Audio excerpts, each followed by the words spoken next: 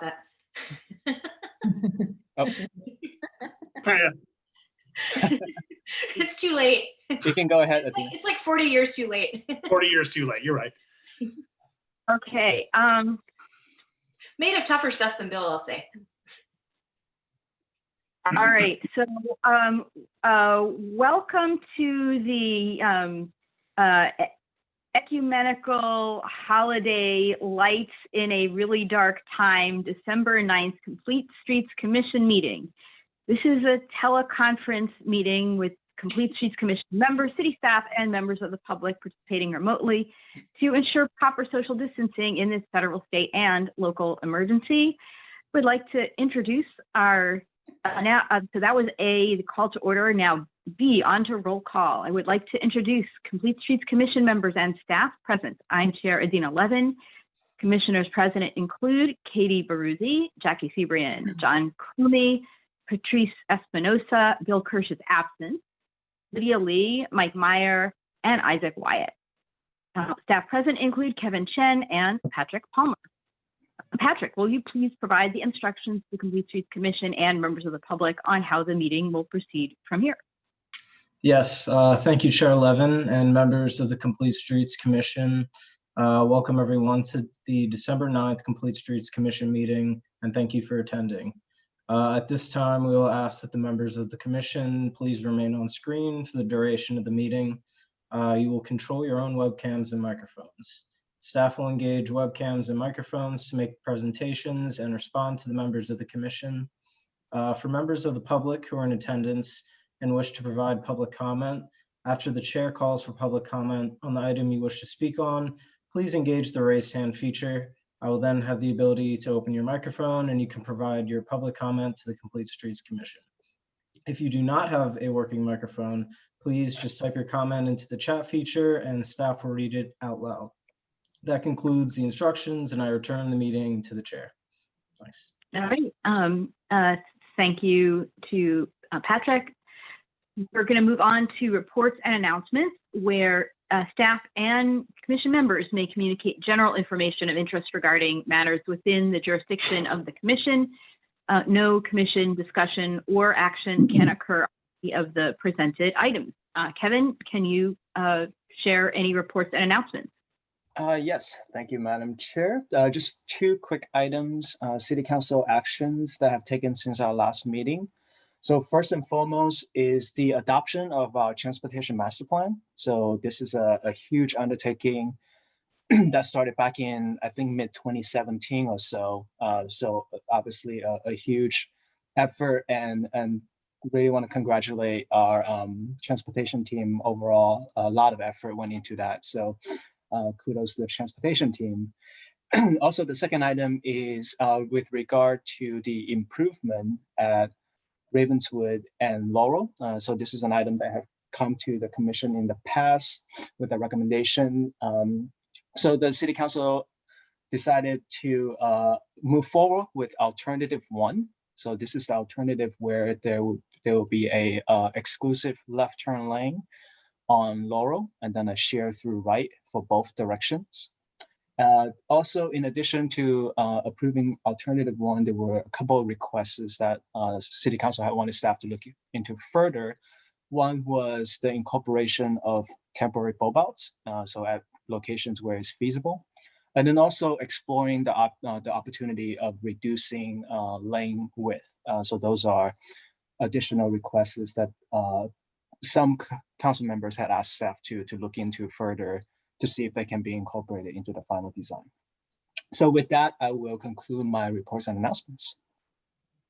All right. Any announcements from members of the commission?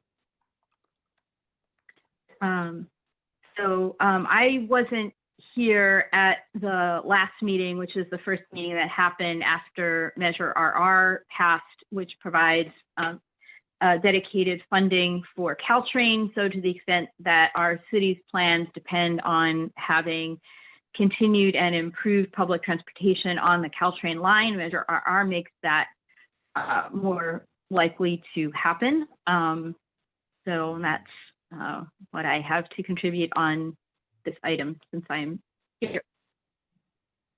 Do any members of the public have any comments on this item?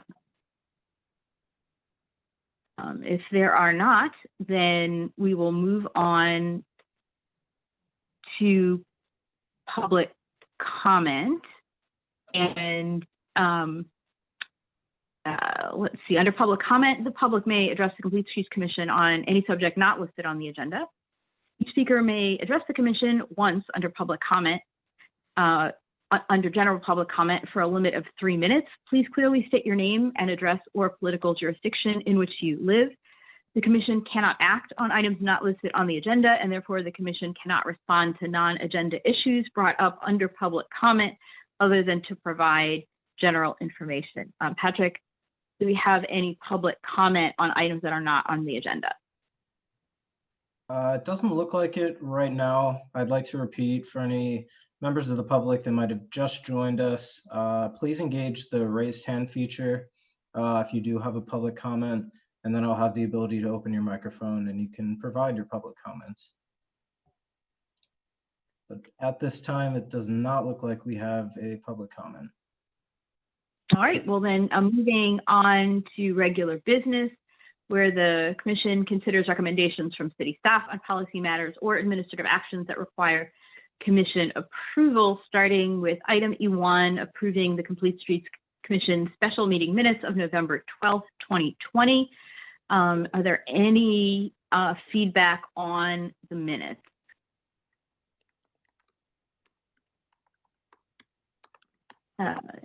Hearing none, is there a motion and a second on the minutes? I'll move to approve the minutes. I'll second. All right, that was Baruzzi and Lee.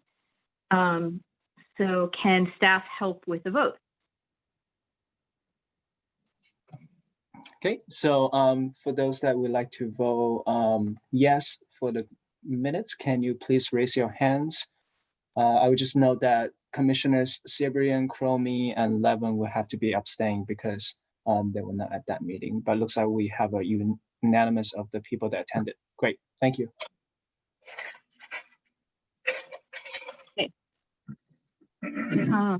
Moving on to getting an update on ongoing and upcoming transportation projects and evaluating commission subcommittees to support city council priorities. And Kevin Chen, the senior transportation engineer, will introduce this item. Thank you, Madam Chair. I am going to go ahead and share my screen with the group here, so bear with me for a sec.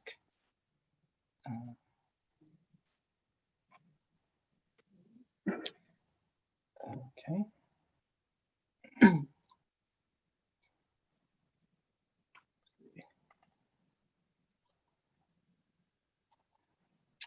Okay. If I can just get a confirmation that you can see my screen, it's the title page of the presentation. Awesome, great, thank you very much. All right, so thank you, Madam Chair. Again, my name is Kevin Chen, Senior Transportation Engineer with the City of Menlo Park Transportation Division. I thought tonight would be a good opportunity for us to provide a quick update to the Commission on the Transportation Division, primarily on projects that that are ongoing, upcoming projects. Also want to take this opportunity to go over some other stuff that that hopefully can generate some discussions, kind of seeing this as a end of the year summary, if you will. So the agenda for tonight, primarily going to go over a few major topics. I'm going to try to keep this presentation as brief as possible, and then save some time for general discussions and conversations. Primarily going to go over is just a quick review of resources prioritization. So this is just a way of familiarize the Commission with what the city typically would do, at least for the Transportation Division, followed by a quick list of transportation-related projects based on their status. And then I'm going to move into kind of our 5-year CIP plan. It's really for the Commission to have a good overview of our 5-year CIP plan, because that is certainly something I believe a few of you have shown interest in. And of course, I want to take this opportunity to take a bit closer look of our subcommittees. And this is really spurred by the adoption of the TMP, our Transportation Master Plan, which then really makes the a bit of a need to reassess that particular subcommittee. So I thought this would be a good opportunity for us to also look at some of the other subcommittees, if any of the commissioners do choose to do so. And then also just a quick next step, if anything comes out of item number 4, or sub-bullet number 4. Okay, just for a quickly, this is I think a pretty good chart that shows generally how city staff, we like to prioritize our resources. So it really can be divided into sort of 3 categories. You have your kind of your baseline daily operations. So things, if I would consider those really the day-to-day operation of the city. If you imagine the city only has a staff of 1, this would be the staff, the type of projects that they will be working on, rather than maybe unique projects. Because again, this is what makes the city run on a daily basis. So really an important part of the triangle. Of course, then followed by city council work plan projects. And as many of you know, on a yearly basis, the city council will go through prioritizing projects that they would like to see moving forward. And of course, that requires staff resources. So that takes up another portion of the resources. And we always like to anticipate, even though we like things to run as smoothly as possible, that doesn't always be the case. So we like to reserve a bit of time just for those unanticipated emergency priorities. Sometimes there's a utility break, or maybe something that wasn't anticipated. So we wanted to make sure we have a bit of resources to dedicate to that area as well. So hopefully, that gives you an overview of where the resources typically go to. So just going into each category a little bit deeper, I wanted to kind of start with our baseline and daily operations. Again, this really has to do with the day-to-day operation of the city. We have a lot of our staff resources, including Patrick as well, has his hand in many of these programs. But I thought I'd just highlight them for your benefit. We have our main regular traffic control plan. So those are, if you have a construction going on the roadway, we want to make sure that those environments are in the most safe manner possible. So traffic control, and that really spans from a single family development to a really large commercial development as well. And it could even be a utility replacement, for instance, your PG&Es of the world, your stormwater of the world. Those all need traffic control plans, and as many of you know, those do happen on a daily basis. Truck routes, obviously, truck route permits. We also have 2 maintenance programs that falls under transportation. We have a signing and striping. Think of it as any signs that maybe need to be replaced, a striping, a lane that looks a little faded. We will get those requests to replace them or refresh the striping. We also in charge of the signal and street light. So anytime that a signal has a malfunction or a street light that needs to be repaired, we typically would get the request for those as well. We also have a couple programs that I'm sure the commission is fully aware of. We have a Safe Route to School program and then the City Shuttle program. Both are run by our Nick E., the man that wears many hats in the transportation division. Also want to just quickly highlight development reviews, because I know some of the commissioners are interested in that particular areas. Development reviews, we typically see 2 types. One are projects that doesn't require any additional traffic analysis. So really at that point, what we're doing, we're just reviewing the design plans to make sure that, for instance, if it's a commercial development, that the circulation internally and the connection to the external networks are adequate. So that's typically what we look for. Also, if a project is big enough, there might be a need for transportation impact studies. So typically the developer would hire a consultant to do the study. We have a set of guidelines that they need to follow. So staff would be the one reviewing all that work being done to make sure they were done properly. So this is kind of quick snapshot of sort of the daily operations, and many of us in the transportation division all have a hands in one or multiple of this programs. Here, just a quick snapshot of the ongoing projects that we, the transportation, is the lead division on. I'm not going to go over every single one of them. Many of you probably know all the projects, but for the benefit of the newer commissioners, just want to quickly highlight a couple of them. One is obviously the Middle Avenue pedestrian and bicycle Caltrans crossing, a very, very big and fundamentally sound project. It's going to create a lot of a good connectivity for pedestrian and bicyclists across the Caltrans track. So that's certainly one that I know is dear to many of your hearts, and is something that we're very proud to be working on right now. We also have the Bellhaven traffic calming plan, which I know the commission had heard of in the past and voted on. So that one is currently the construction of the temporary measures have been implemented. So if you've driven by the Bellhaven area, you might have noticed them.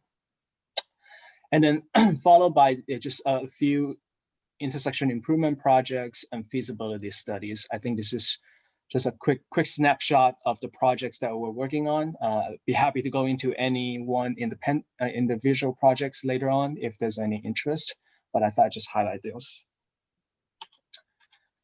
So in addition to projects that we are the lead division for, there are also projects that we're the partner division, of course.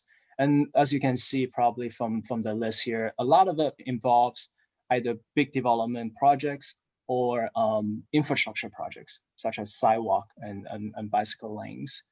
So here is just a quick snapshot of the projects that are going on in the city that the transportation division we have a hand in varying degrees. Obviously, for instance, when it's a sidewalk project, we try to do our best to coordinate with the design, the conceptual design, and the safety element of it as well. Or if in this case, the Menlo Park Community Campus, the big project that's going on in Bellhaven, obviously we want to make sure that circulations are properly handled, parking are properly handled for the new big campus. So just a flavor of things that the transportation division is involved in. And then here is just a quick snapshot of upcoming projects that I think some of you might be interested. I think the first two are certainly the talk of the town whenever they are whenever they take place. The first one is the Ravenswood Caltrans grade separation, and of course the second one is the Middle Avenue traffic calming. And as I mentioned at the last meeting, both projects are currently on hold. And we had asked the city council for some additional resources to hopefully kickstart these projects a little bit sooner. But if not, those two projects would be essentially the next ones coming up whenever we have the adequate free resources to do so.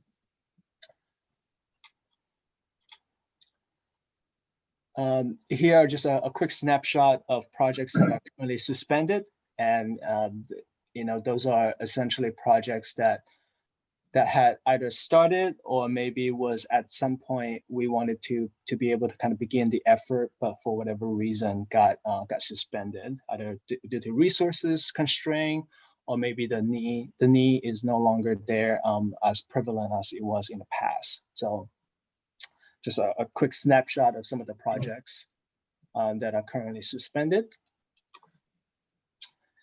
Okay, moving on to our CIP programs, our capital improvement program.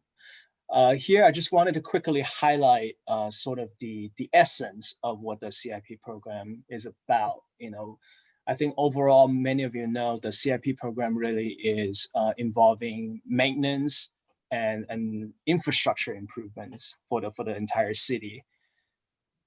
when it comes to a project that is identified in the program, generally they're funded by those three categories of fund. It could be one, or it could be a combination of both.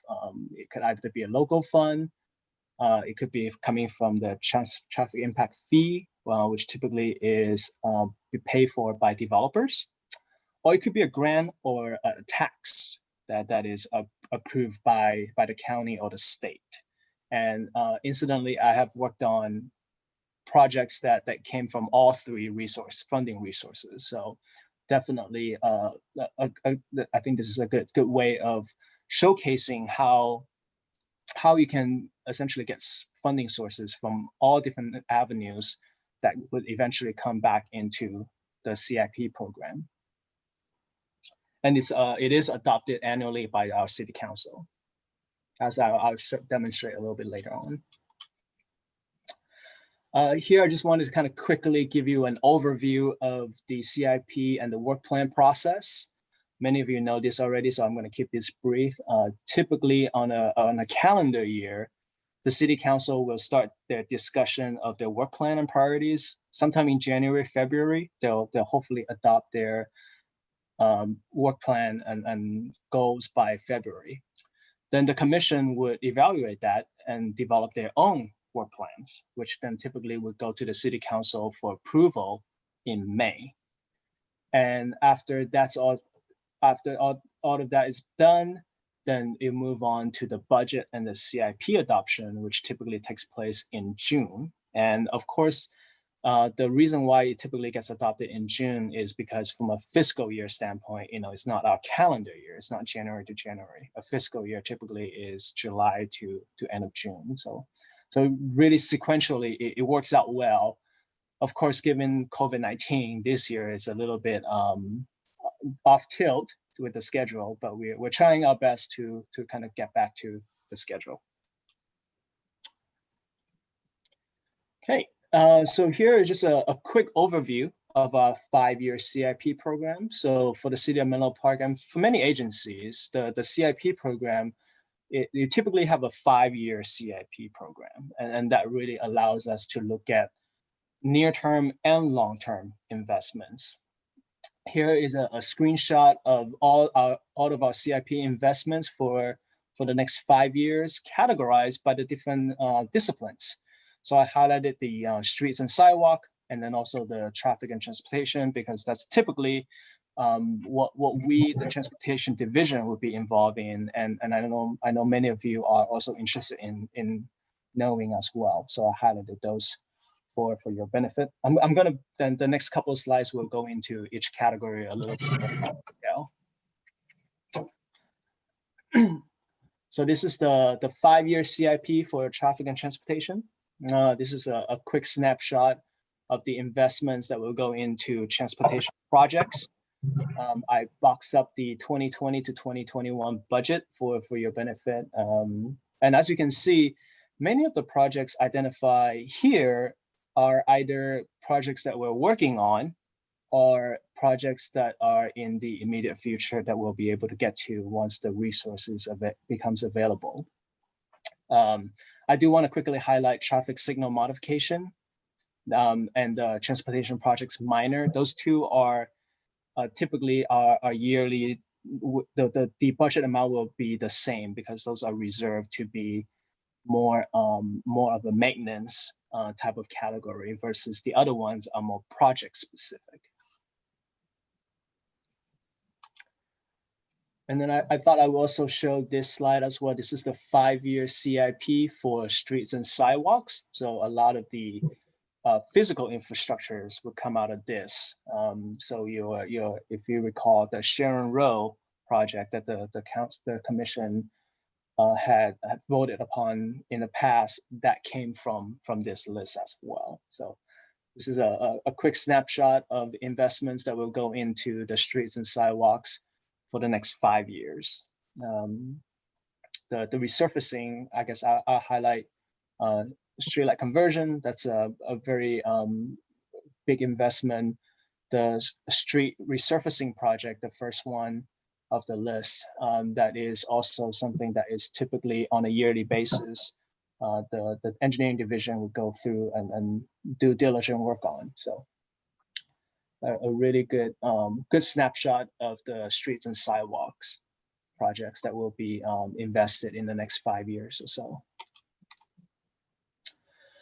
So what does that mean? The reason why I had for the previous two slides, I highlighted the 2020 and the 2021, because they all ultimately become part of the city council goals and priorities.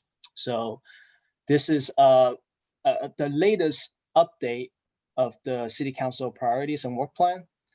As I mentioned in the past, goal and priority number 1 to 5 have been voted and approved. Goals number 6 through 22 have not been approved yet, although those hopefully will get approved soon. There will obviously be a discussion at a future city council meeting.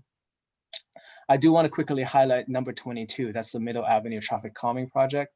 That one was not there in the past, if you recall. It was later on added in as part of the work plan at the request of the city council back in November.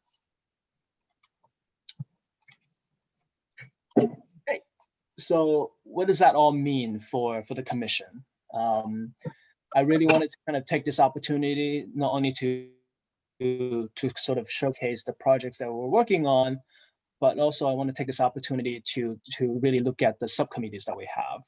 And the first and foremost, the reason why this sort of came about is because of how we want to move forward with the Transportation Master Plan subcommittee.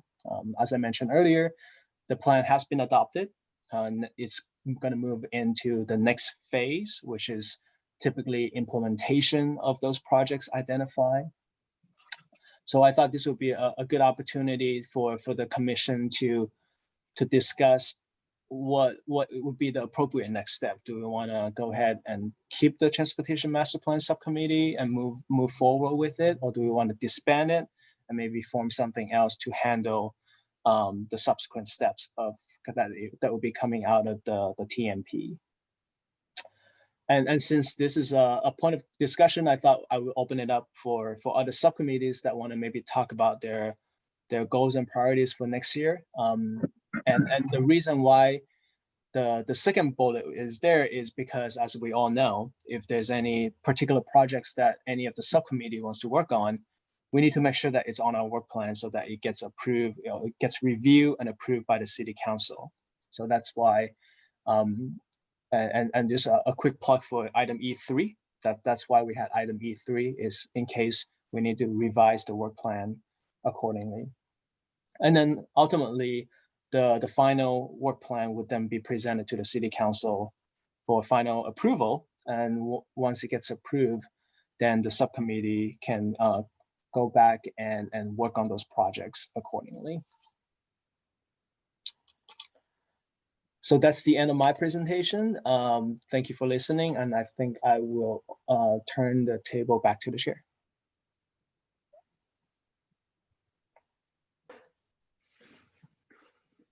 Oops. Sorry, Chair, I think you are. Yeah, I'm now unmuted. So I would like to open this up to questions from commissioners, and particularly new commissioners who haven't been through this process before. Please do ask questions if you have them. And if you have questions that you think would take, 15 minutes to answer, also feel free to, staff may be able to support you as well, but this is a terrific time to ask questions.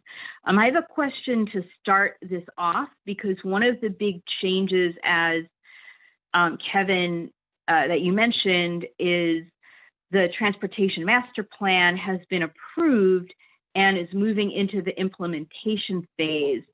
And in the implementation phase, there were several things that I believed we had requested to work on and council had approved as part of the implementation. So do you have that reference material somewhere that we can refresh our memory about what those implementation steps are going to be?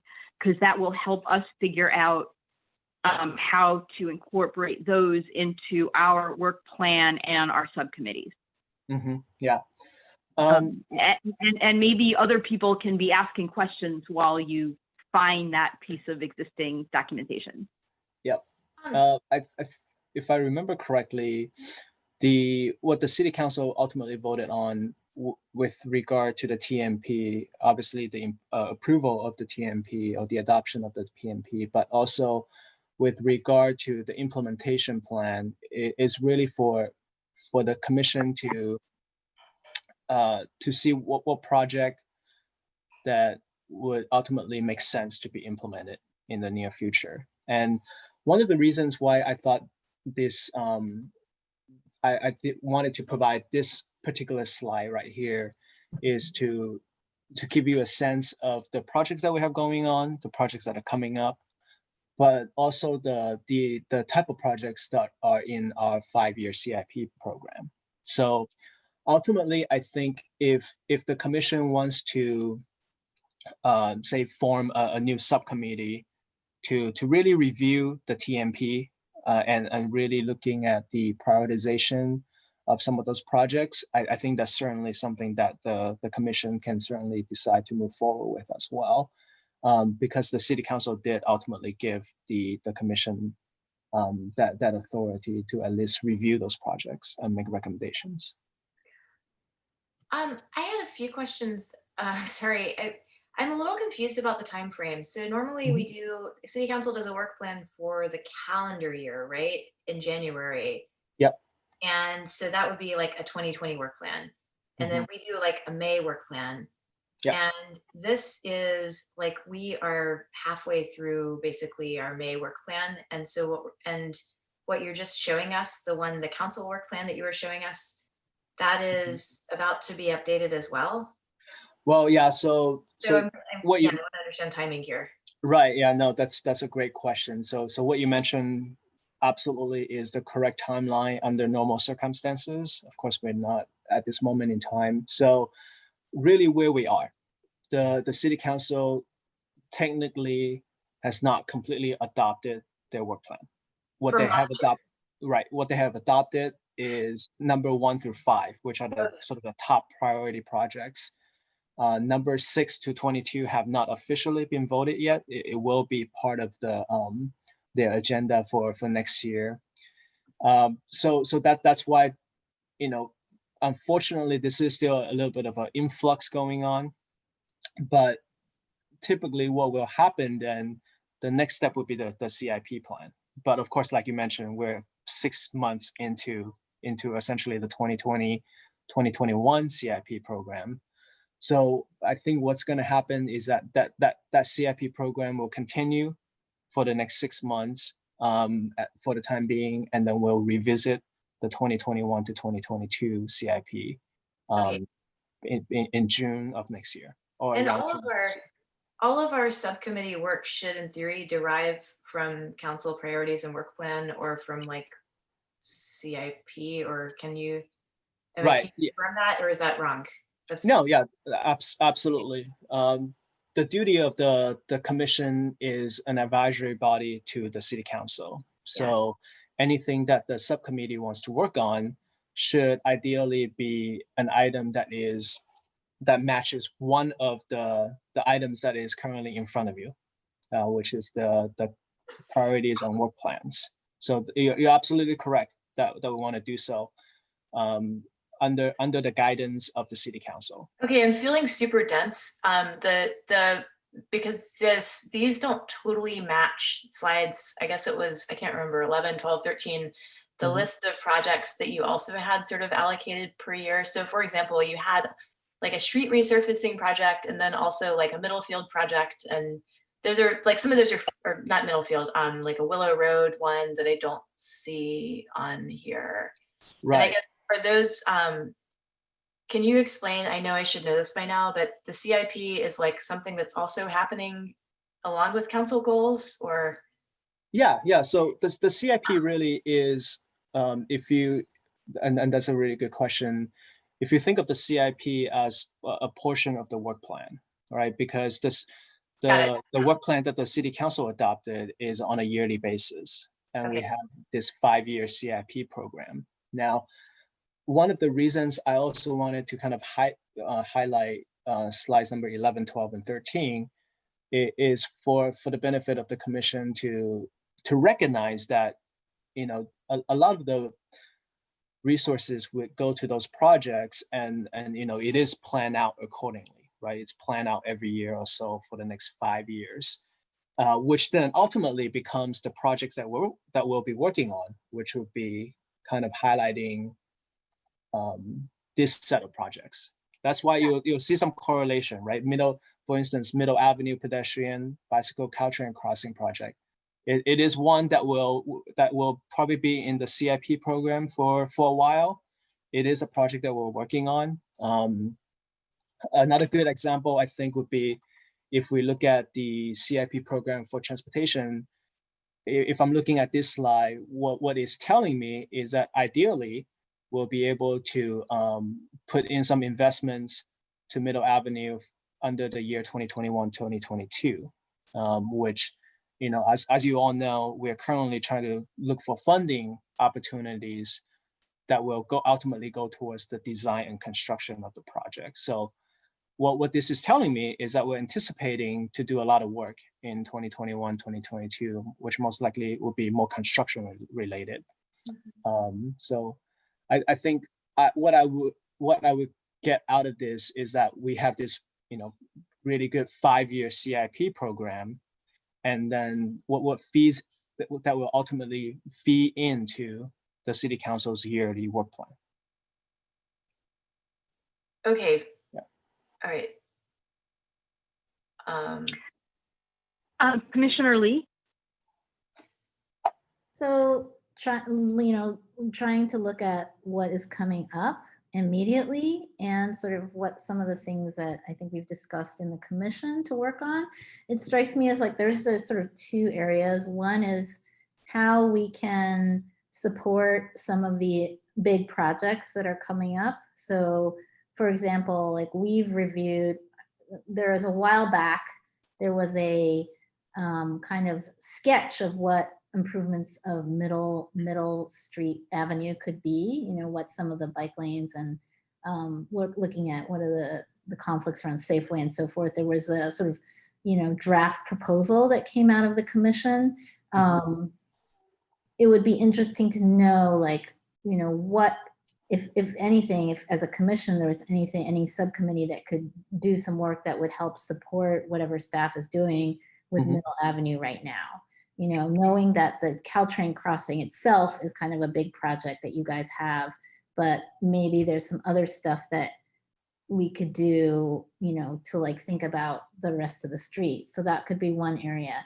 And then in terms of like broader strokes, you know, perhaps looking at Sharon Road as a case study, you know, how can we, that could be either kind of like what is the default that we want the city staff, like Public Works, should consider as the default for presenting options for improvements to streets? So, you know, if we're going to be true to Complete Streets ideals and Vision Zero, what should the default, you know, presentation be about what we're trying to accomplish, rather than kind of like, what is the minimum we can do? Let's look at what our ambitions are, like our broader ambitions. And that is a little bit different than, you know, how do we smooth out, like how do we streamline the kind of public outreach process? Like, what is that? Because there, you know, like, I'm just, again, trying to like think about what are some of the like little issues that, not little, but it's some of the issues that have come back over and over again. Like, for instance, why is it that when someone doesn't respond, that's considered a no, right? Which kind of diminishes the voting power of those people who do take the time to respond. Like, those are like, there are some sort of fundamental little things that we've seen that come over and over again. And so can we kind of make recommendations for what we'd like to see in that public outreach process about how projects get improved, which is, I don't want to open up too big a can of worms, but, you know, it could also relate to how NMTP is the neighborhood, whatever NMTP stands for, that process all goes, which I know there's been a lot of frustration about as well.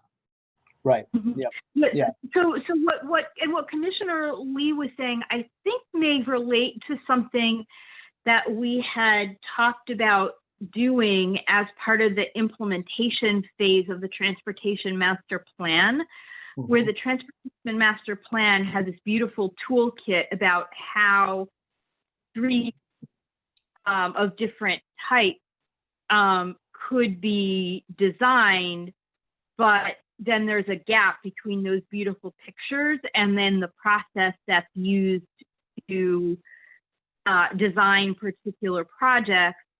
And this commission had wanted to play a role in turning that beautiful toolkit into more of a concrete process for how projects would be, get community feedback and be designed. Mhm. Yeah. Yeah, I think those are really good feedbacks, and it's actually a really good tie-in into sort of the, I guess the fundamental message that we're trying to get to, at least for this particular item tonight, is the opportunity for the commission to really think about what the commission wants to work on for the next year, and of course we're talking about calendar year in this case.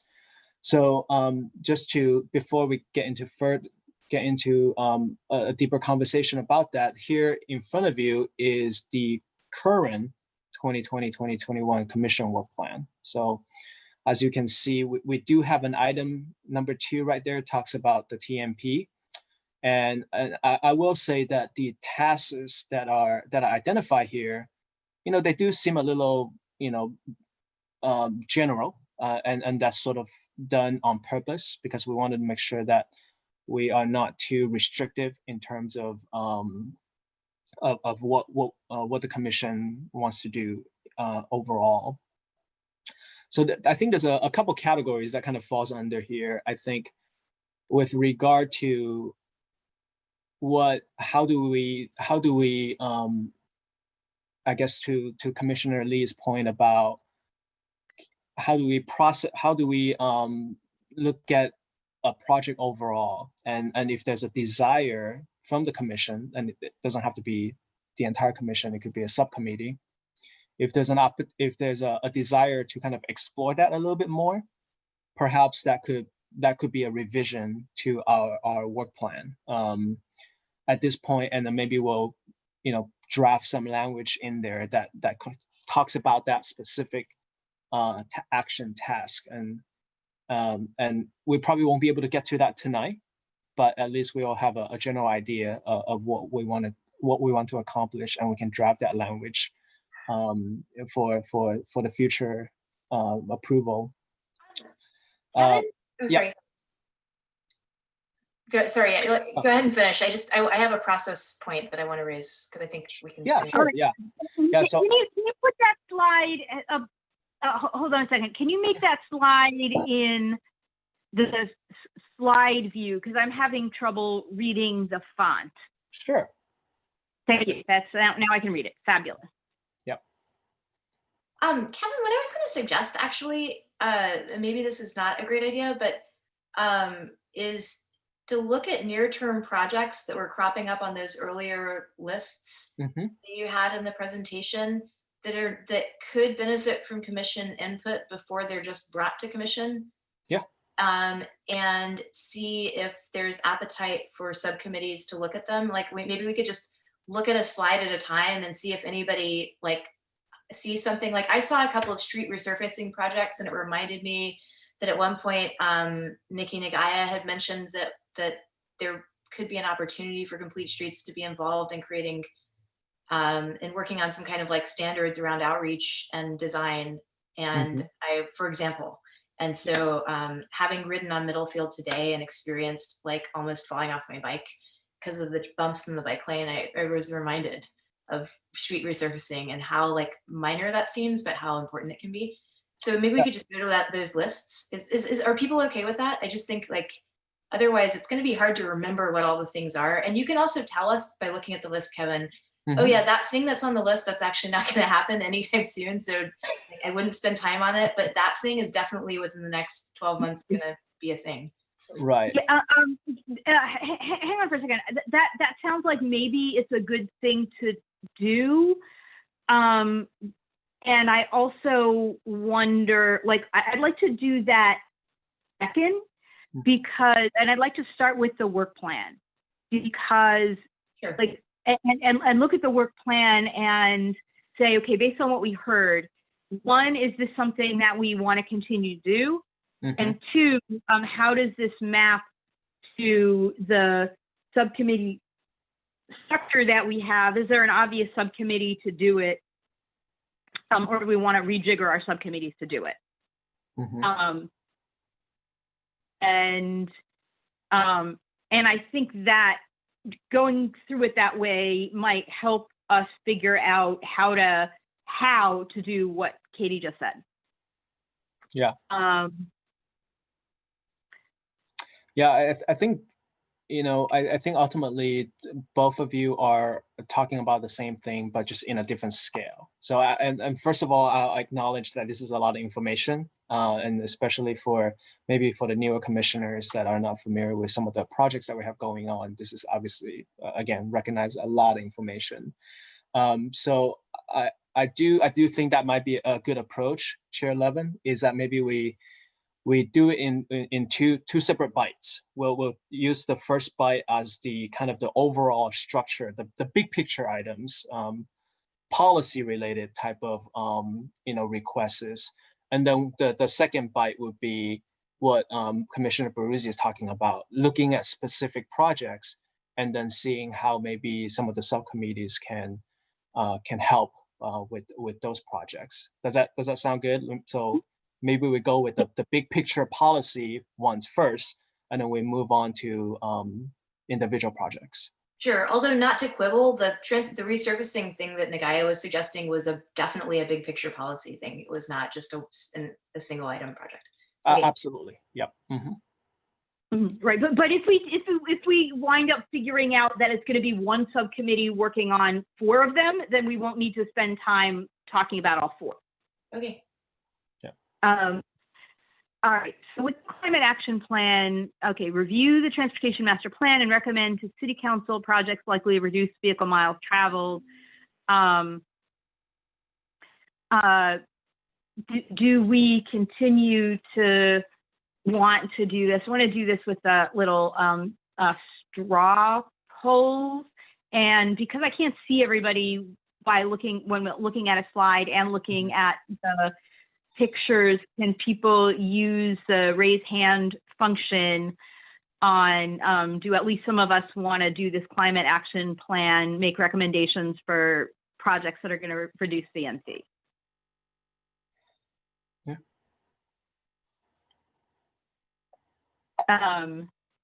Should we be doing this thing that we said we wanted to do? Okay. I feel like it feels weird to me. I know this just happened. Like, city council just reviewed the transportation master plan and said that we should be looking at projects to reduce VMT. I'm all over that idea. But having just looked at a really long list of projects that are slated for the next 5 years, I guess I'm having a little trouble understanding like whether we should be putting our energy into projects that might happen or projects that are definitely going to happen, maybe, if we help them. So that's what I'm confused about, because some of those are VMT reducing too. Kevin, could you provide clarity on that? Like, I guess what I want to know is, would we be spinning our wheels and wasting our time if we went through the TMP and found like 5 things we thought were super awesome, when you guys have like a 5-year giant set of list of things that you're already doing and can barely do? And so then it would just be kind of like, wishful thinking. Can you explain a little bit more about that? Yeah. Well, you know what? That's a really good point. I will say, and part of the reason why I had so many slides talking about projects that we have going on is precisely for that reason. As you can see, here is a list of projects that we have going on, that is currently going on by the transportation division, and everything is being worked on, but to the extent possible, they are at the pace that they can be done as soon as possible, given the resources that we have. So I think to answer your question, we do have a set of projects that we're working on. We have projects in the queue. So if there's a desire for a subcommittee to look through the TMP and come up with additional projects, I'm not going to say that I would discourage people from doing so. I would just put the caveat that those projects would likely to be on the back of a really long list, and so when they will be get to, there's no way I can promise that at this point. Hopefully that makes sense. I'm answering your question. So I don't necessarily want to say no to that, but I think you brought up a good point. And the point is, there are a lot of projects that are going on, and that's not including projects that are in the queue. So looking at additional projects, while I see the benefit in doing so, they're probably not going to get to in the near future. So I hear this and would like to make a respectful modification to this, because the sequence of projects is typically laid out in a 5-year CIP, but that sequence can change and sometimes does change based on the vote of the city council. And if we had an opinion that we thought that something should swap in order because it would be really powerful at reducing VMT, then that would be a reasonable thing to recommend. So I don't think that we should take, years 4 and 5 as gospel and saying no, we shouldn't make any recommendations for years 3 to 5 because it's already laid out. And that was, I think, what we said we wanted to do. So I see some additional hands. Commissioner Espinosa. Yes, so these slides that are up right now, there's this one that says projects ongoing. The previous one, I believe, was projects. Okay, so that's a previous one. There's projects ongoing. It's the next slide, right? Yeah. Okay, so all of the things that are on this list, are these, are they basically approved? Have they been all thought through? There's plans, they're approved? They are. That's a really good question. They are at various stage of the project. They are approved projects, and by approved I mean staff have been working on them at various stage. And these are all projects that are being led by the transportation division. So for instance, the Belhaven traffic calming plan, it was something that I worked on. The city council and the commission have voted on the plan, approved the plan. It went into construction, at least for the temporary measures, about a couple of months ago. So it's now currently in the ground. So they are approved projects being worked on various stage. The reason why I didn't go to individual one is just it's going to take too much time. No, I understand that, but you don't need input from our commission on any of these things because they're already off and running. Is that correct? Not necessarily. And the reason why I have this list is if there is an interest in knowing more about those projects, this is the perfect time to kind of have that discussion and to see if there's still an opportunity for the commission to be involved in. What is the Ravenswood Ave bike lane?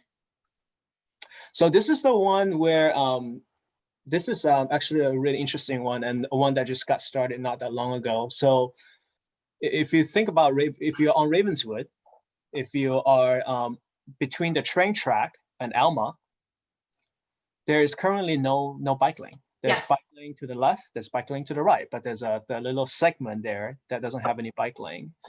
It's been talked about for a while now, and Commissioner Kirsch knows this project very well because they have been advocating for something to be done for a few years now.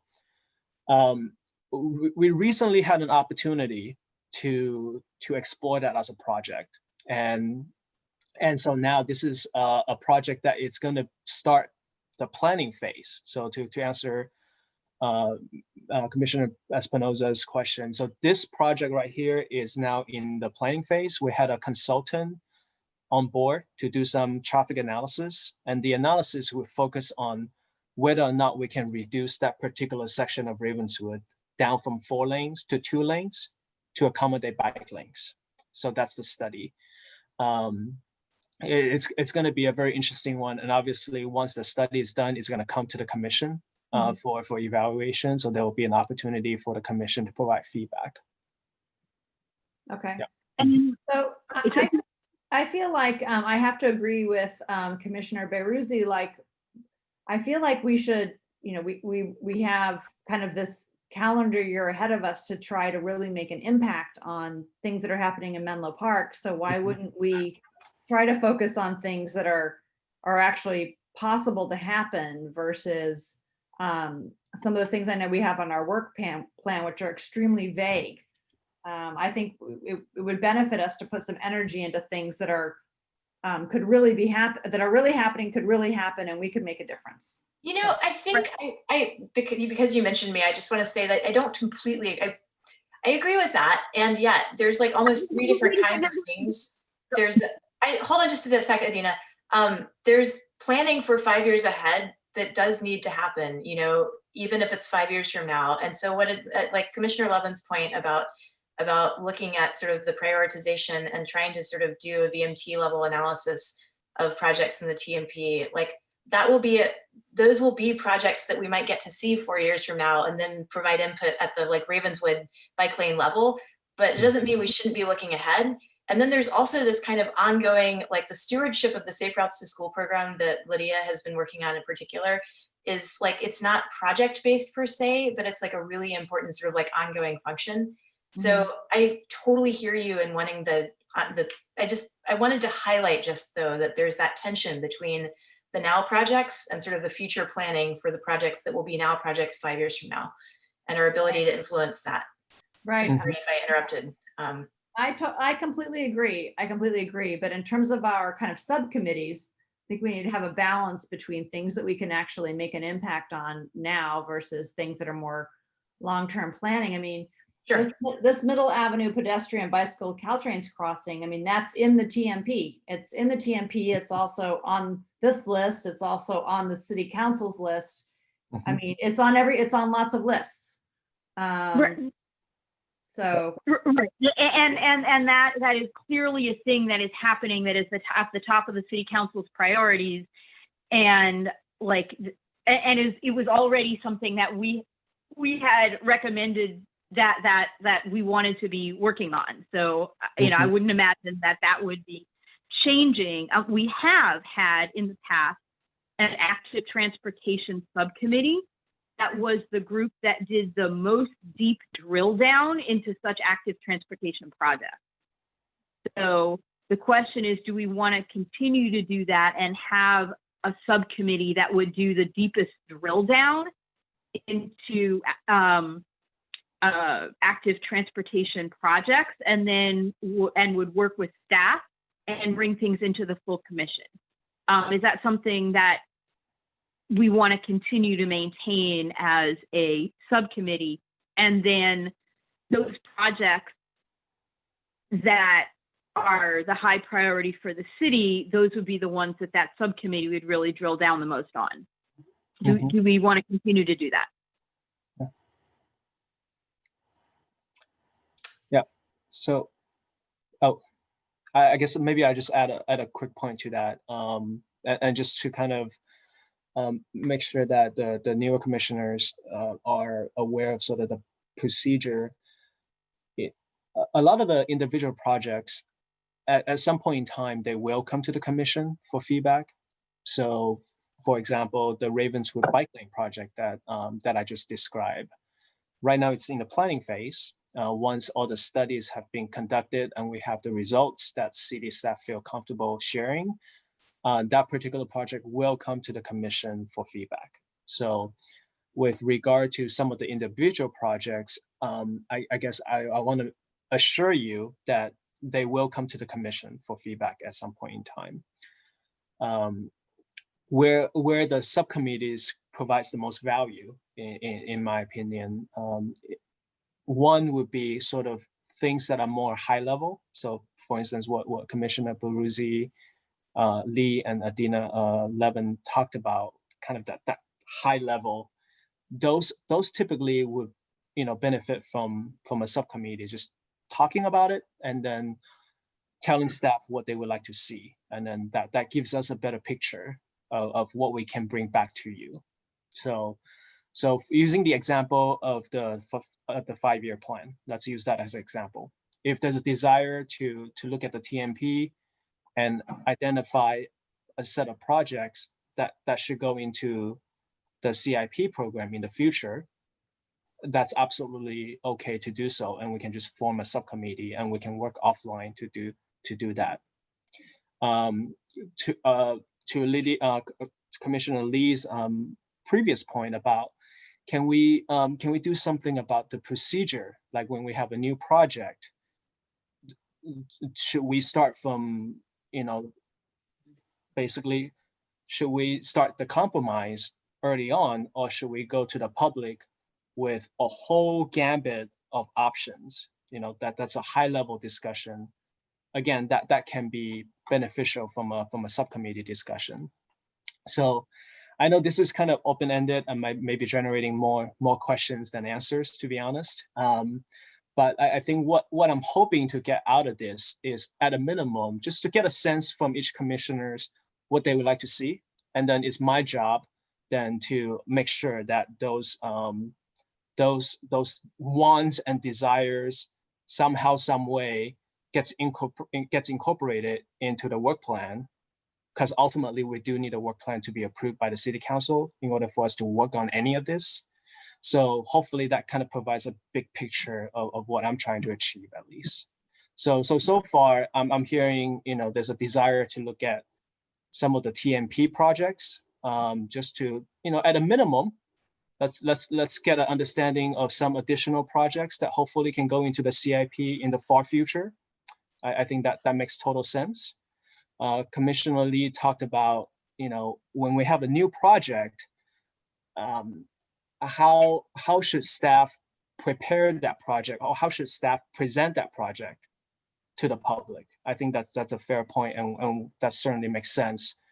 There was another talking point about the NTMP program, how it is very stringent, very, very restrictive. That makes sense too. If there's at least one or two of you that wants to dive into the detail, again, then it's my job to see, okay, should this be done through a subcommittee?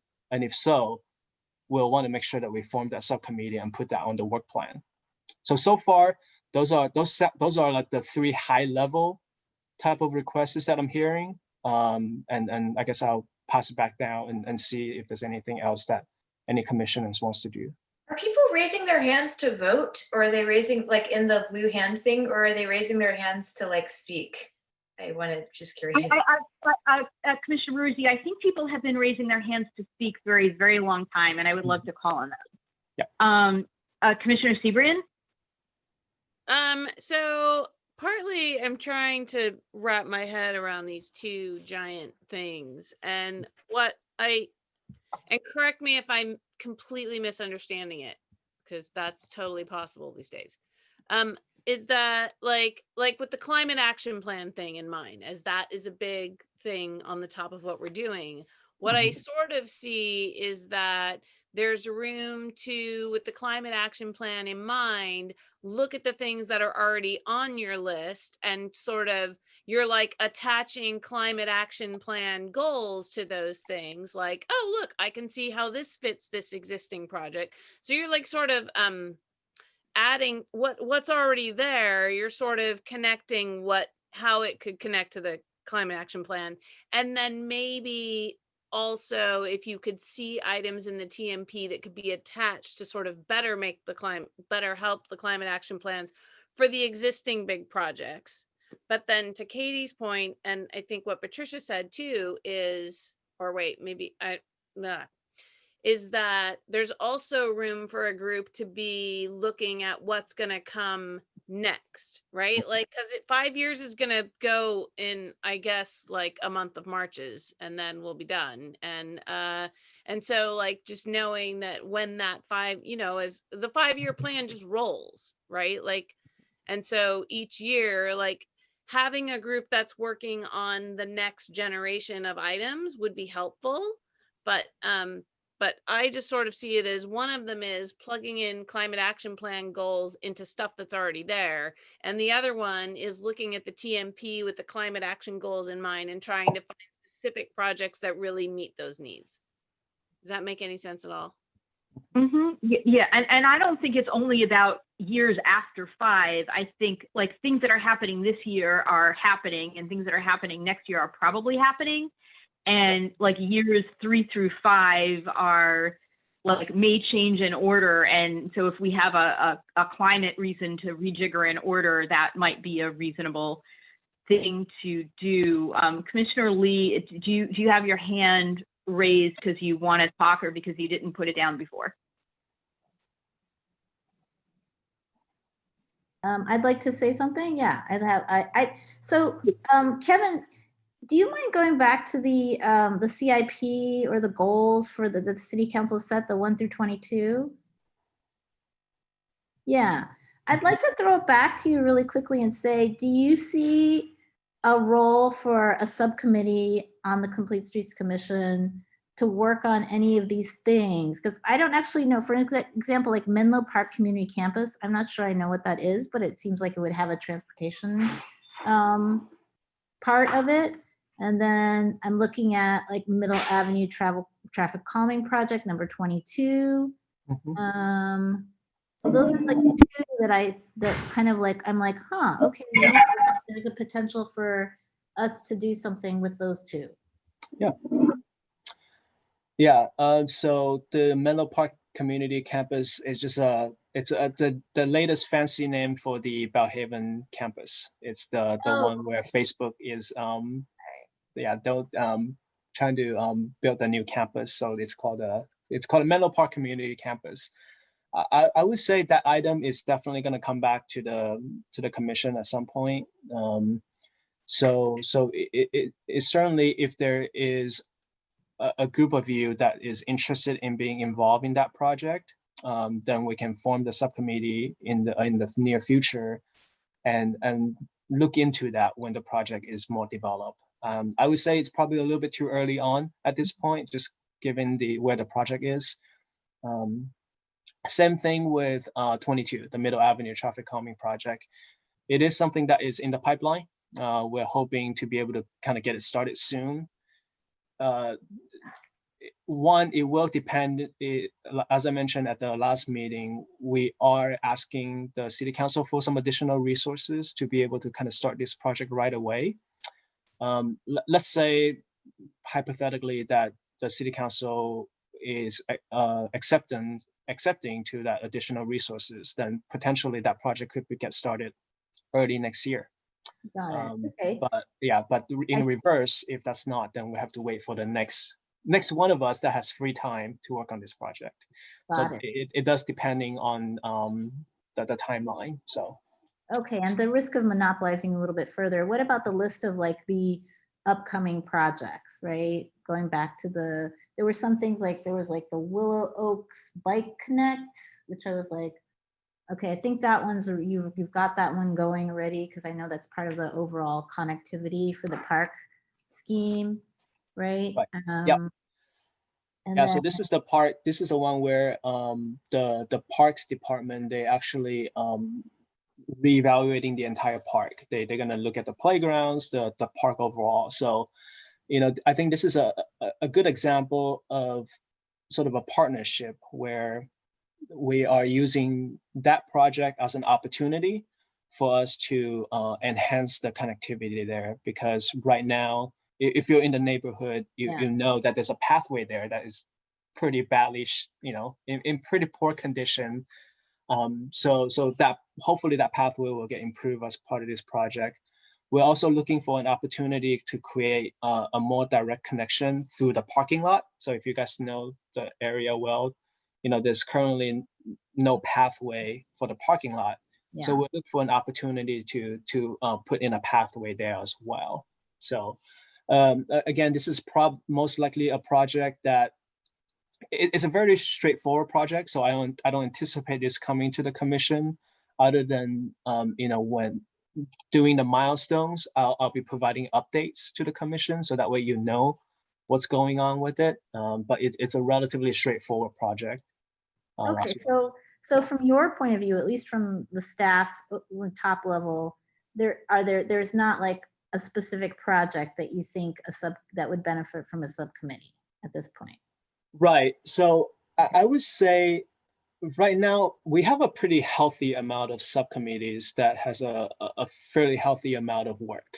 We have the multimodal metric subcommittee. I think that one is gonna do a lot of heavy lifting in terms of what they want to see, because if you recall at the last meeting, we had a pretty extensive discussion about the implication of having that. So I think that's definitely a good one. I'm going through the list of subcommittees that we have right now.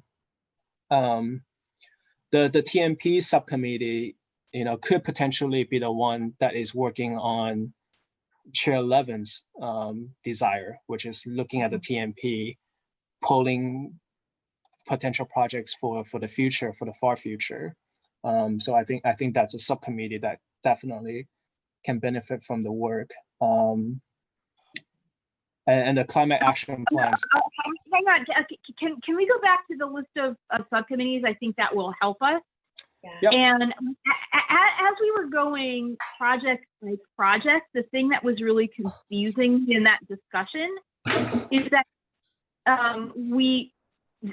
my understanding is that that's what our active transportation subcommittee had done. That was the goal of that subcommittee, which was to get into detail about the designs of the projects that were going to be coming before the city, for ones where it would help to have a subcommittee drill in. So we didn't have a subcommittee for each project. We had an active transportation subcommittee. And can we get back to, so I guess this is the list of the priorities. Can we go back to the list of the subcommittees? Yes, I am pulling that up right now.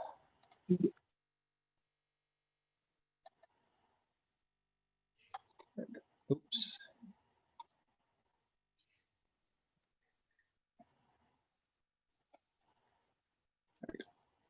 All right. I think that we have a few different choices. We've talked about taking on a few new things or modifying some things that we're doing. And I think there's a couple of different ways that we could adjust our subcommittees to take on those priorities. So we talked about some of the projects like the Middle Avenue and like some of the other street projects. And it would seem to me that those would be good things for the Active Transportation Network Subcommittee to take the lead on.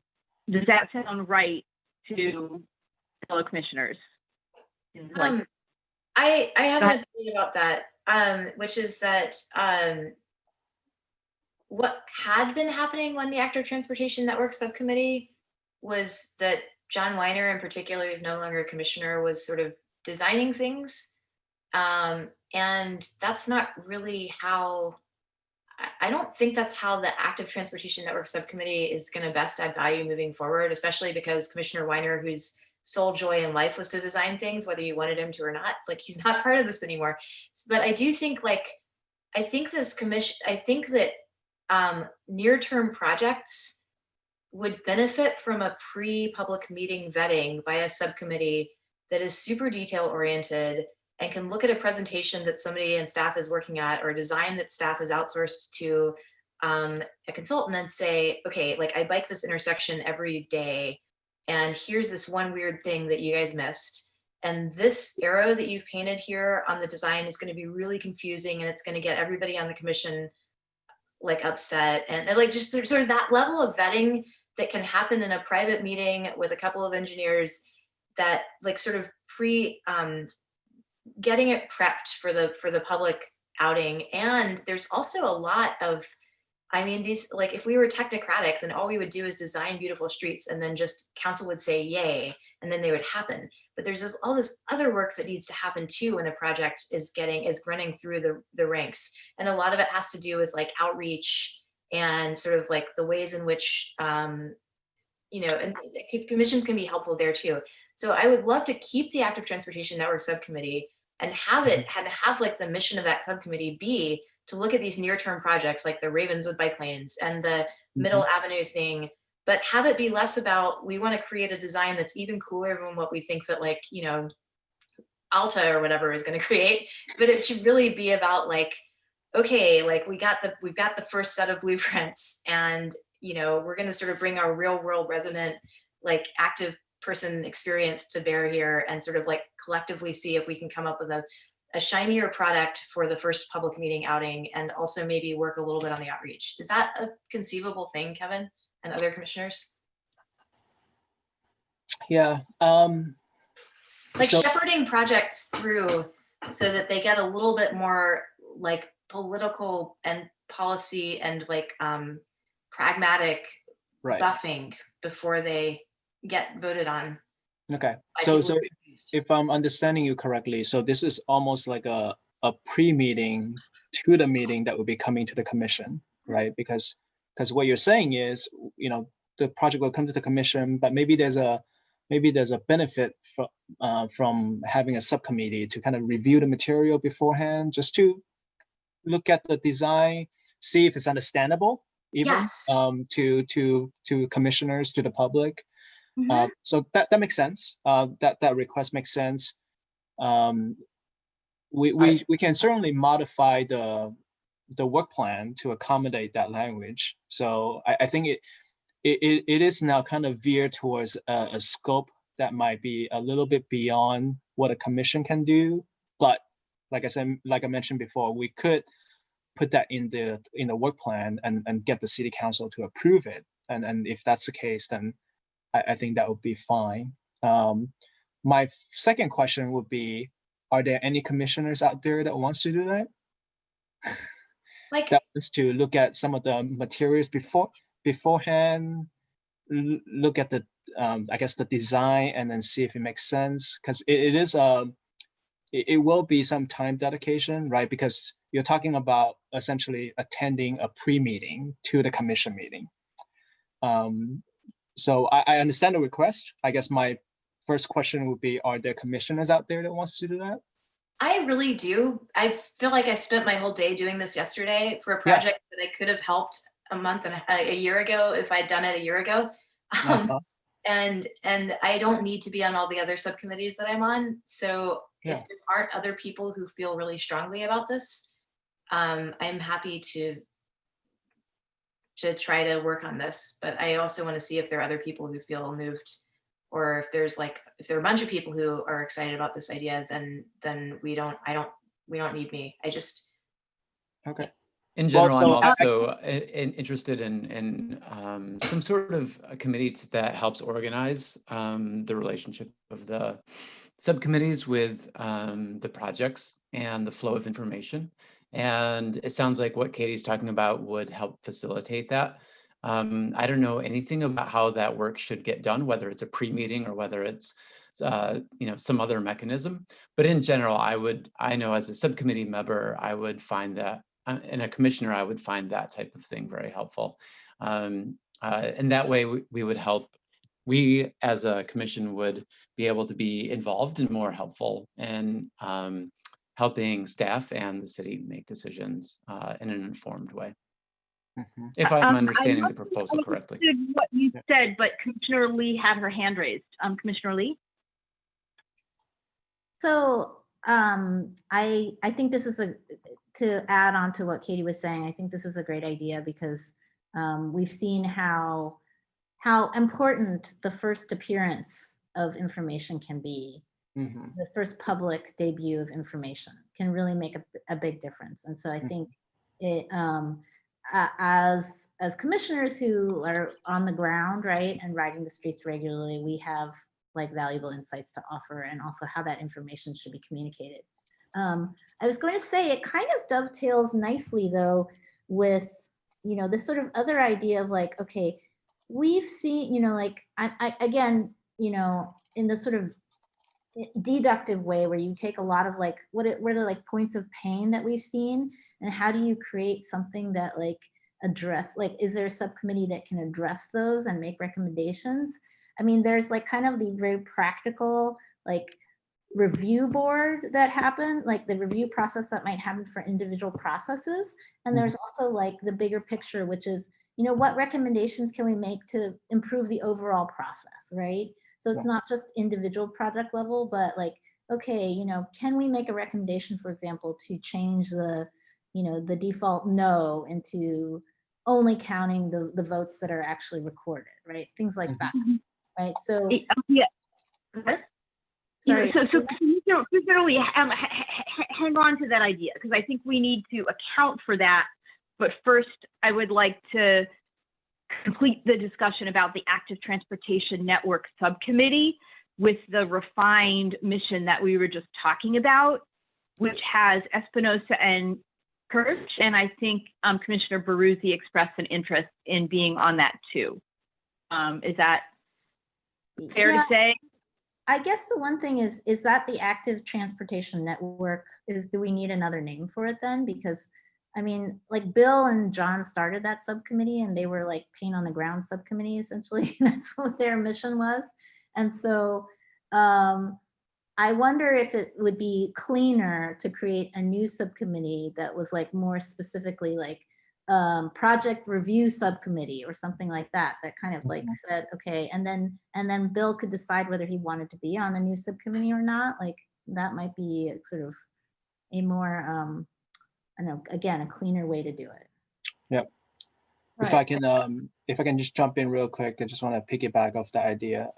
I think that makes sense to staff, because it sounds like it's really the work of a new subcommittee, first and foremost. Second, it seems like there is at least one commissioner that would be willing to dedicate the time to do so, at least one. I don't know if Commissioner Wyatt is interested, but at least we have one that is interested.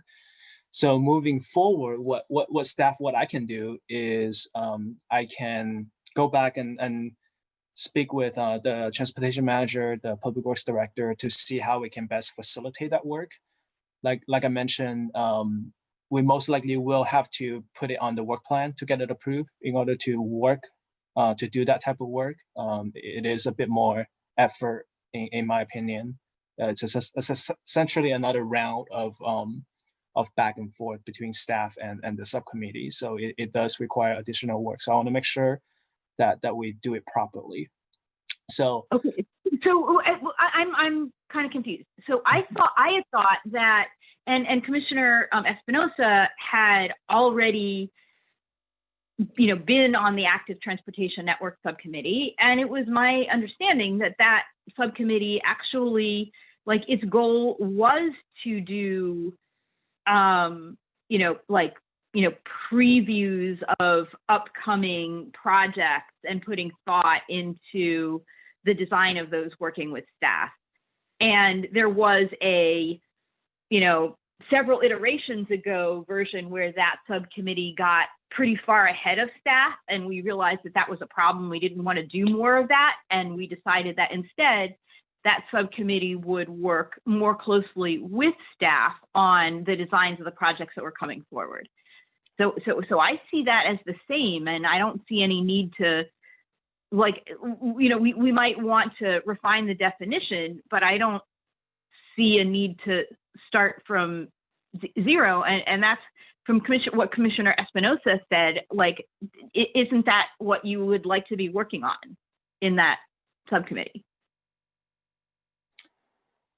I am interested in that, and I'm sorry that Commissioner Kirsch is not here to chime in. He and I have had a couple of conversations leading up to this meeting, and what we talked about was looking at that TMP and looking at the projects that are kind of at the top of that list and saying, you know, what can we do to support these particular projects? So that may be very much in line with what we're talking about here, but still, I feel like he needs to chime in. And so maybe we could put this on next month's agenda for, to get his input. But I do think that that's what he's thinking. Oh, okay, so that sounds great. And so then it sounded like what Commissioner Baruzzi was interested in was like building upon that, and that makes total sense for the people that are already on that subcommittee, with anybody interested in it to sub-Brown Act, to talk to each other about the updated mission of that subcommittee. Okay, so now I want to move back to the idea that Commissioner Lee was talking about, which is about the, at a higher level, the, you know, design standards and community review tools and processes that we have in, you know, bringing projects to the community. Commissioner Lee and Commissioner Baruzzi, this is something that both of you have talked about really wanting to flesh out as part of the implementation of the Transportation Master Plan. So as the visionaries for this idea, do you see this as something being a new and different subcommittee, or do you see it as fitting into one of the existing ones?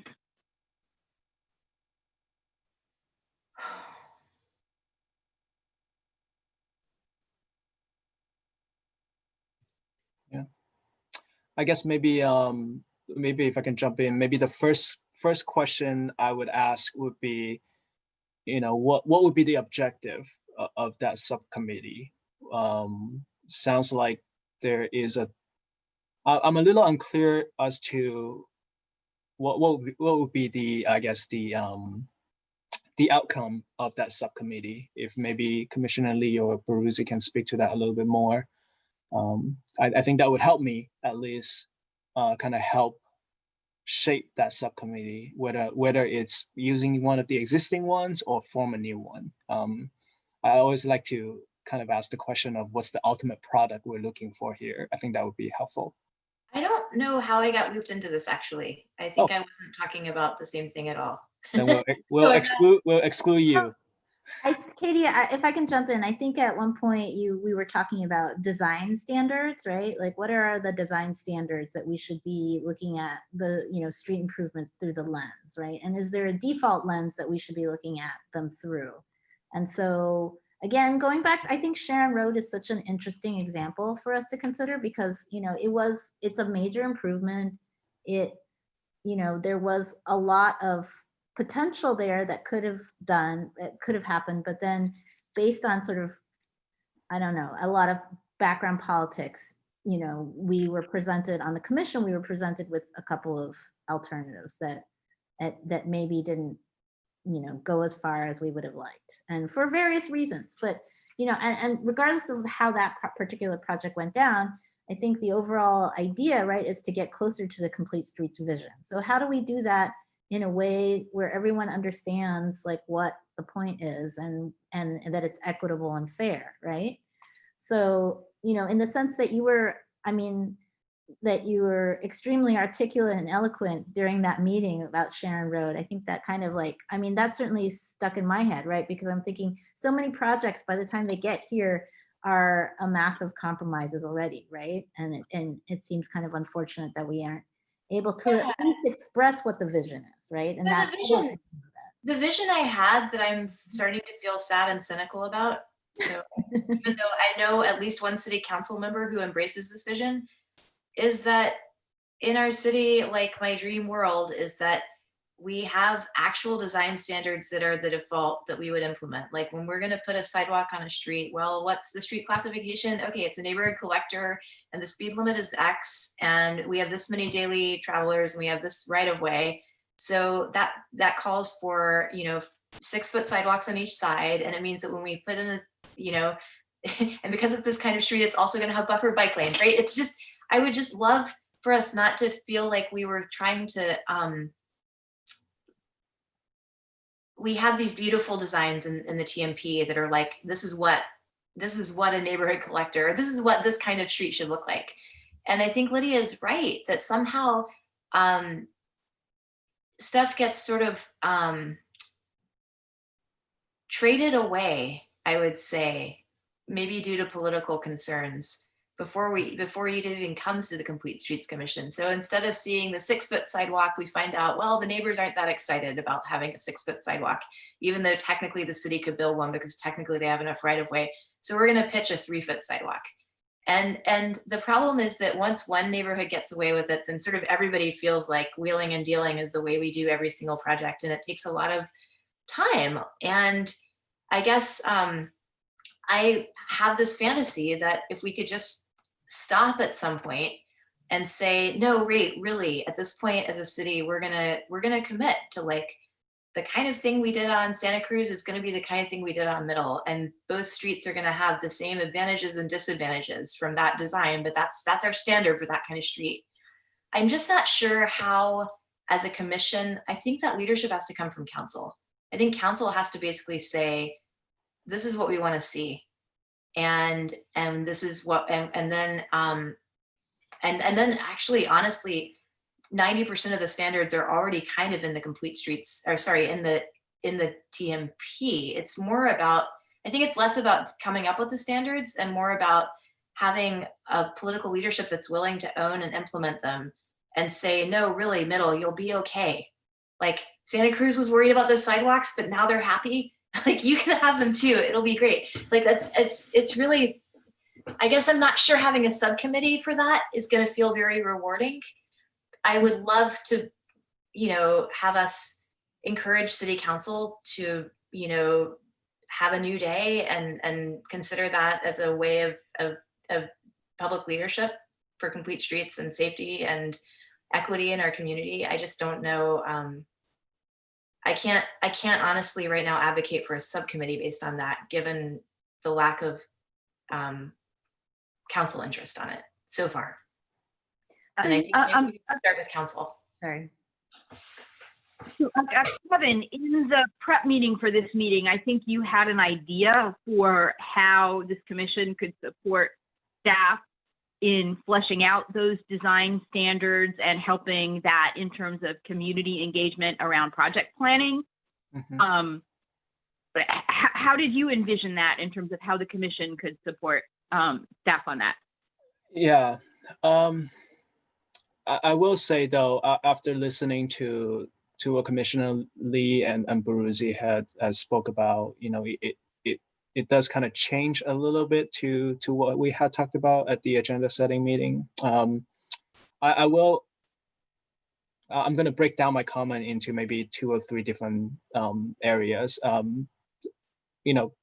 With regard to Sharon Road, I think it is a bit unique. The way that we did Sharon Road is probably not the way that we would do with a typical project. So while I recognize that maybe Sharon Road, the way that it was presented to the commission might have not been the desire that you guys had wanted, I also will stress that that might not be the typical way of us doing the project. Like you mentioned, there are some, back and forth with, council members and residents, and that typically doesn't take place until a commission meeting has taken place. So that's why I will say that, with regard to Sharon Road, if your concern is that how we approach Sharon Road is how we're going to approach all future projects, I guess my short answer would be that's probably not going to be the case, unless special circumstance dictate that that's the case. But otherwise, we always look at a project in a lens of what can be best be accommodated to begin with. And I think that goes back to what Commissioner Baruzzi talked about, which is how the city council handles projects, and that's not for me to say, obviously. I will agree that maybe a subcommittee at this point might not necessarily be able to achieve what is being discussed here, because it does sound like a more of a high level type of discussion. The other thing that I will point to is the example of Santa Cruz, right? I think Commissioner Baruzzi mentioned how Santa Cruz was approached. The trade-off would then be the length of the project, and also, I guess, ultimately the construction of the project. For those that might not be familiar, the Santa Cruz sidewalk that you've seen today, so between downtown to Olive Hillview, right? There's a really nice sidewalk down Santa Cruz. That project took about 10 years, 10 plus years actually, from the time it was conceived to the time that there was, I think at some point there was like 7 or 8 options. Gambit from taking all the right of way, having everything, to the gambit of just having a sidewalk, no parking, which is kind of more close to what's currently out there. But I will say that, and I didn't experience that firsthand. I heard it through colleagues, but that project, I think it went through a really, really, really comprehensive public outreach process that presented a lot of options to the residents.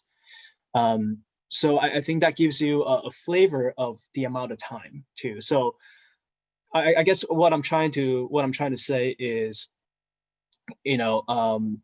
at this moment in time, I'm happy to think of some way to form a subcommittee and to do the work, but I'm also not sure exactly how, because it becomes a procedural discussion, and I'd be happy to have more discussion as well, but there will be some trade-off that will need to be that we want to look at a little bit further. Yeah, so I think that if Commissioners Baruzzi and Lee want to talk further with staff about this, that would be welcome and fine. And if Commissioners Lee and Baruzzi don't want to pursue it further at this point, that is fine too. Since you were leading the charge on this idea, it is up to you about whether to continue to work with staff to flesh this out or refrain from doing so. Can I just say, after Kevin's excellent example of Santa Cruz, that my point in mentioning it was that we should never have to do that again. Like, it should be a template. That's all. Like, we should be able to copy and paste more easily in our community and not have everybody look at 7 options. Okay, yes, we'll take that offline. Right, Lydia?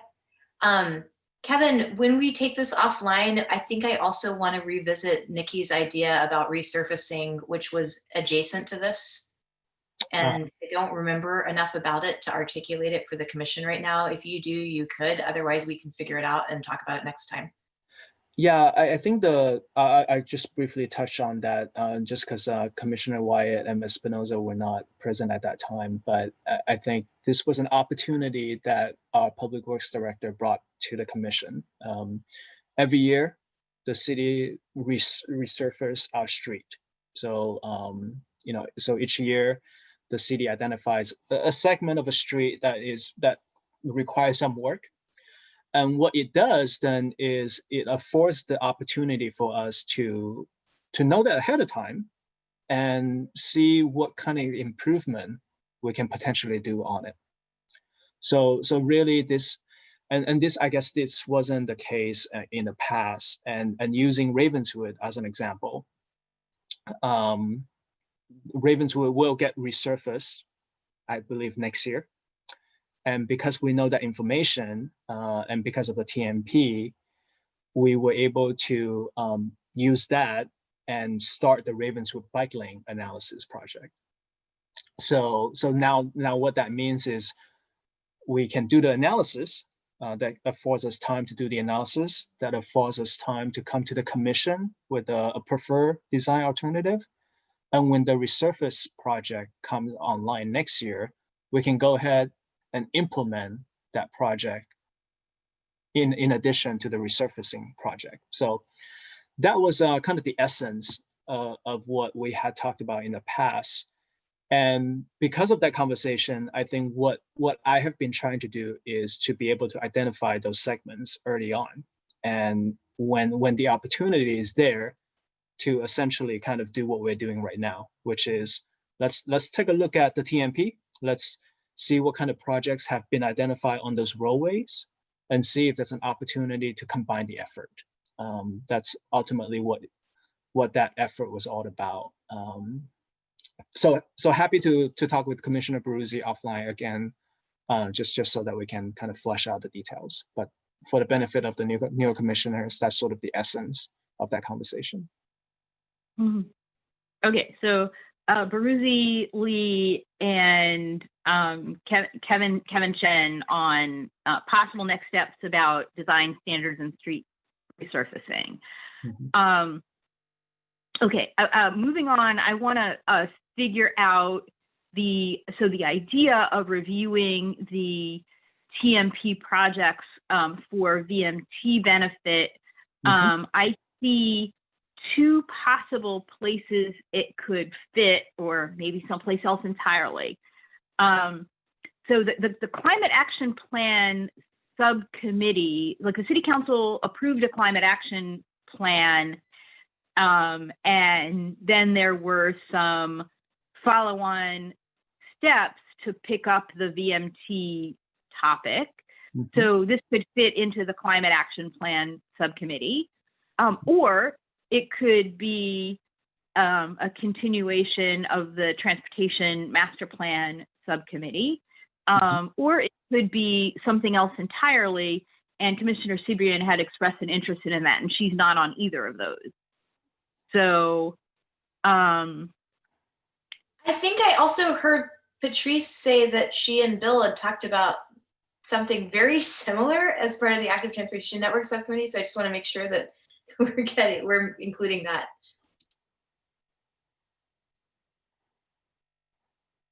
actually, I think I heard the opposite from Commissioner Espinosa. So Commissioner Espinosa was saying, like, let's look at the projects that we know that are coming to us and really look to make sure that these have really good complete streets designs, and, you know, and having less of an interest in, you know, looking at years 3 to 5 and beyond, and making sure that we're doing the right prioritization for our VMC. Mm-hmm. Yeah, you are correct in your, yeah, you are correct. Mm-hmm. Okay, so instead of looking at our existing definitions, so the people who are interested in doing this reviewing of the projects and making VMT-based recommendations about project sequencing, I was interested in that. I think Commissioner Cibrian was interested in that, if I remember that correctly. Is anybody else interested in that? So if I can just jump in real quick before someone else has raised their hand, I want to make sure that they know what they're committed to. So what we're essentially saying is this entity will then review the TMP and essentially look at the projects that are in the TMP and see if there's an opportunity to extract those projects and add it to the CIP list, but it's for year 3, 4, and 5 rather than the first couple of years. So it's for the future rather than the near term. Am I understanding that correctly? Yes, I would be kind of shocked and surprised if it would change something for like, it's not going to change anything for this year. Yep. And we would be looking, you know, primarily at, you know, 3, 4, and 5. I don't know if there's anything that would make sense to swap into, but yeah. Okay. Perfect. So in that case, if there's anyone, so it sounds like Commissioner Cibrian would be interested in that subcommittee. Is there any other interest out of the commission to work on that particular area? Okay. I think it's Commissioner Baruzzi. I think she's no longer in the meeting. Okay, well, we'll continue on. So with that in mind, I do not see a I do not see a subcommittee that involves the two of you other than the multimodal subcommittee, which doesn't really apply in this case. Right, so that suggests decommissioning G7 because Yep. the Transportation Master Plan Committee is done, and if there's going to be an design standard implementation, that's going to be a different thing. And so I Right. think that we could have a different subcommittee that is VMT priorities. Right. So I agree. We probably want to decommission G7 for the time being. If I may, just quickly for G2, which is the climate action plan. So that could potentially be the subcommittee for this entity, for that entity to be working on this, but it does have Commissioner Meyer and Commissioner Wyatt, which I don't believe they express interest in doing this. Obviously, feel free to correct me if I'm wrong. So if that's the case, then perhaps we want to just form a new subcommittee, just the two of you. Two of you meaning Commissioner Cibrian and Chair Levin. We can work on the title a little bit later, but does that sound about right? That sounds right with the following question. So Mhm. with the climate action plan, do we expect any, like an ongoing need of revising the climate action plan with the need for support from this commission? Well, the way I see the climate action plan subcommittee right now is essentially supporting the EQC, the Environmental and Environmental Quality Commission, because ultimately the climate action plan is kind of their effort. They're the lead commission on this effort. So far, I do see the climate action plan subcommittee to be more of a passive subcommittee. I see it as in, they are obviously welcome to communicate with the EQC and sort of solicit feedback or any support that they can provide. But I do see that subcommittee more of a passive role at this point. So yeah. Okay. Mhm. Okay, so that can stay there in case EQC wants something from us, and then we do Exactly. something specific about the VMT prioritization. Right. Okay, that makes sense. Let us move on in evaluating our subcommittees in light of the priorities that we talked about. The downtown access and parking, which is, there certainly are live issues with downtown access with COVID and the reconfiguration of downtown. Parking is kind of on hold. Like I would, given what is currently going on right now and my capacity, I would like to step off of the downtown access subcommittee. Are there remaining people who are interested in working on supporting the city council in the changing needs of access to downtown?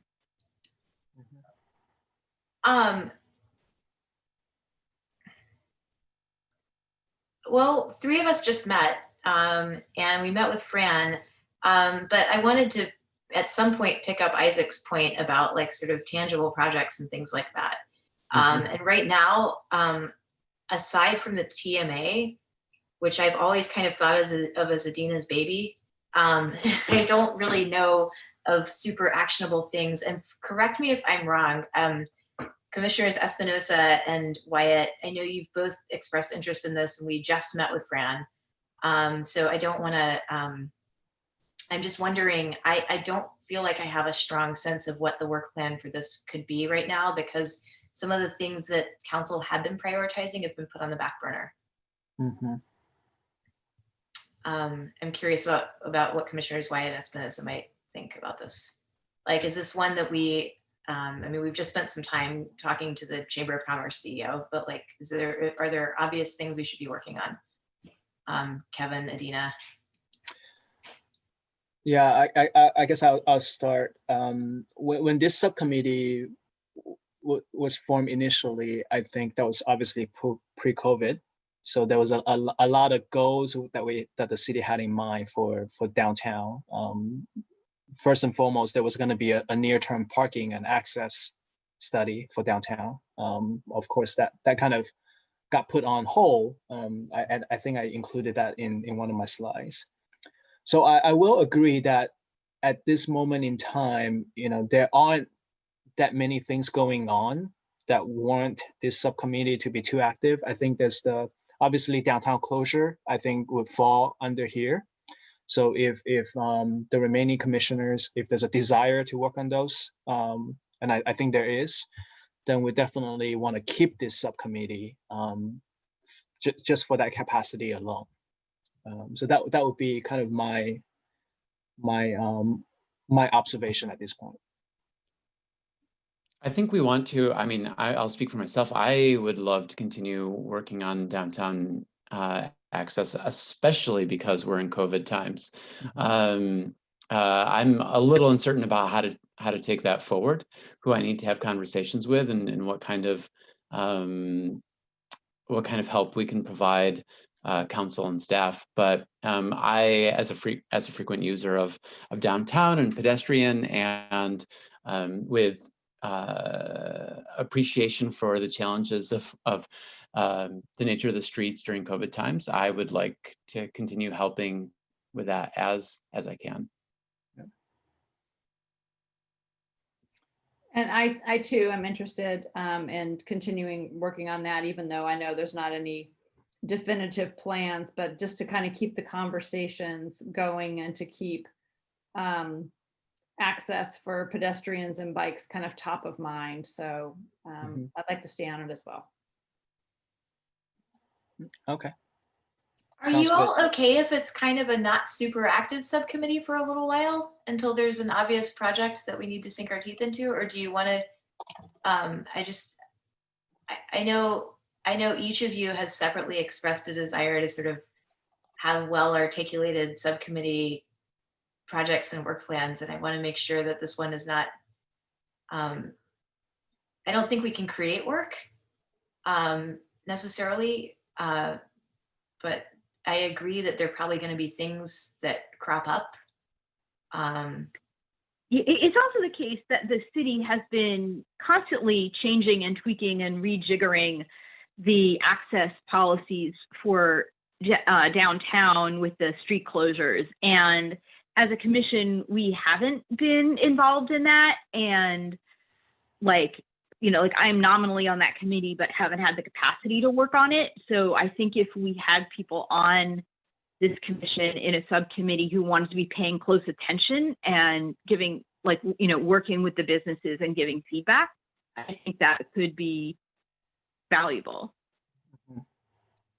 Dina, I'm sorry. Dina, yeah, that sounds very interesting. And I don't know exactly what form that work takes, but if there's something tangible there that the work that I or the commission, that subcommittee does, that helps influence and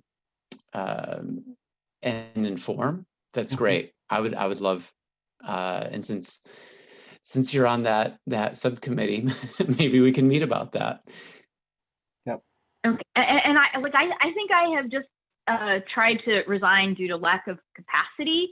But if Commissioner Baruzzi was willing to participate, either as an active participant or as a coach to the two new commissioners who want to be working on this subject, Commissioner Baruzzi, is that a reasonable explanation, either in one or the other capacity? Sure, with the caveat that I am going to be less valuable on the TMA. Sure. Okay, so I would see the TMA sitting somewhere else, but we will get there. So we have just talked about the downtown access and parking subcommittee, and we are, although it is getting late, we are actually making progress incorporating our new goals and getting through the roles of the subcommittee. So we are actually getting somewhere, believe it or not. the multimodal metrics subcommittee is doing something in support of staff, in support of city council, fleshing out an element of the transportation impact analysis project. So that is a subcommittee that exists.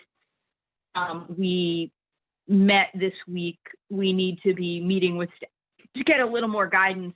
So I think that stands. The multimodal subcommittee is kind of more in reactive, has been more in reactive mode, informing council and fellow commissioners on regional things that are happening. And I wonder whether this would be a good place to fit the TDM in case any subcommittees want to be reviewing the TMA, particularly because the TMA isn't just for downtown. I think this, the direction that came out of the last city council meeting on that was to explore something that was citywide and not just downtown.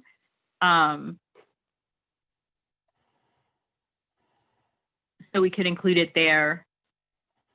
And I don't see particularly a need to disband.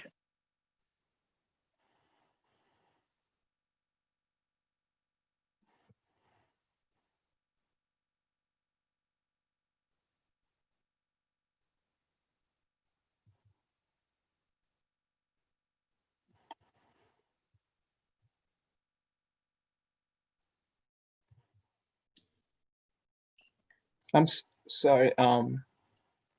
Chair, are you still talking? Is it just Yeah. me or I can't? No, Okay. I lost you too. I just got disconnected. I Oh. suggested potentially including the TDM into the multimodal subcommittee and figuring out whether anybody else is interested in joining at the next agenda item where we have something about the TMA coming before us, which it will. Moving on to Safe Routes to School Program Subcommittee, can the members of this subcommittee weigh in on whether you would like to have this continue? And whether you want any change in its mission or not? Well, I'll weigh in and say that I have not, like, it's yeah, I struggle to be useful to this subcommittee in part because I'll just say that. So if somebody else wants to join it and be more useful, I'm 100% on a safe route to school all the time. So I spend a lot of time on them, but outside of that, I'm not finding myself to be super helpful. And maybe it's a bandwidth issue on my end. I can jump in and just say, like, right now, because of COVID, right, a lot of the schools have a lot of other things that are on top of mind as opposed to the, safe routes to school and that component of their focus. So it's been a little dormant. I think that, the usefulness of having the subcommittee is having a representative on the Safe Routes to School task force. It does, in the past we have done various things. I think there have been other changes, right? There's the city has a part-time person. We've had a little changeover in Parents for Safe Routes. So I don't know if I have a super clear idea of what what we'll be working on next. Yeah. But I don't know. Katie, do you have any thoughts? Yeah, I think that we started to talk about this recently. And I'd actually love to talk to Commissioner Cebrian offline about this. I would like to have one Safe Routes to School Program Subcommittee meeting before Commissioner Cebrian bails on us, because I think having somebody who's actually a school district employee who understands that ecosystem better than I think anybody else on this commission, that's a really, really valuable voice to have.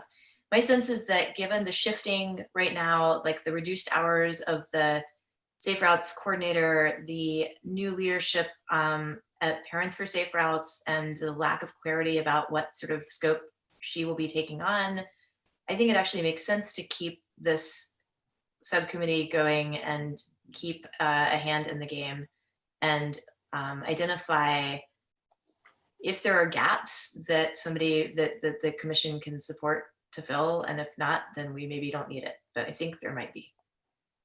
Okay, I'm open to, still thinking about it. I just wanted to say that I hadn't been particularly useful, so I didn't want to Oh, take up somebody's spot, but I'm using those Safe Routes to School every day. Great. I mean, Jackie, have you been to a Safe Routes to School task force meeting yet? Have you been to any of those? No, most of the time it's because they happen during my work Oh, day. right. Yeah. Yeah.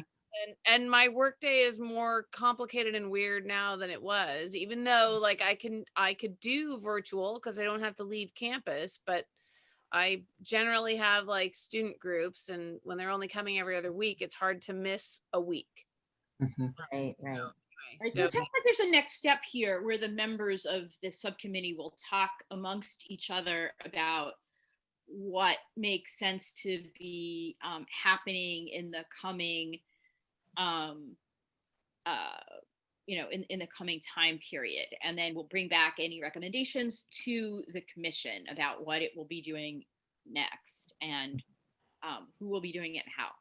I think, Katie, while you had dropped for a moment, the recommendation was to disband the Transportation Master Plan Subcommittee since the Transportation Master Plan had been passed.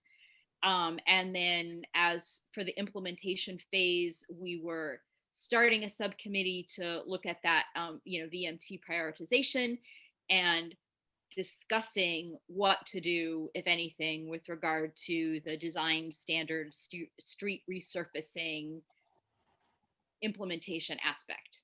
So I think we have accounted for the Transportation Master Plan Subcommittee and its successors. There is one subcommittee on here that we have not yet talked about, which is a zero emission subcommittee.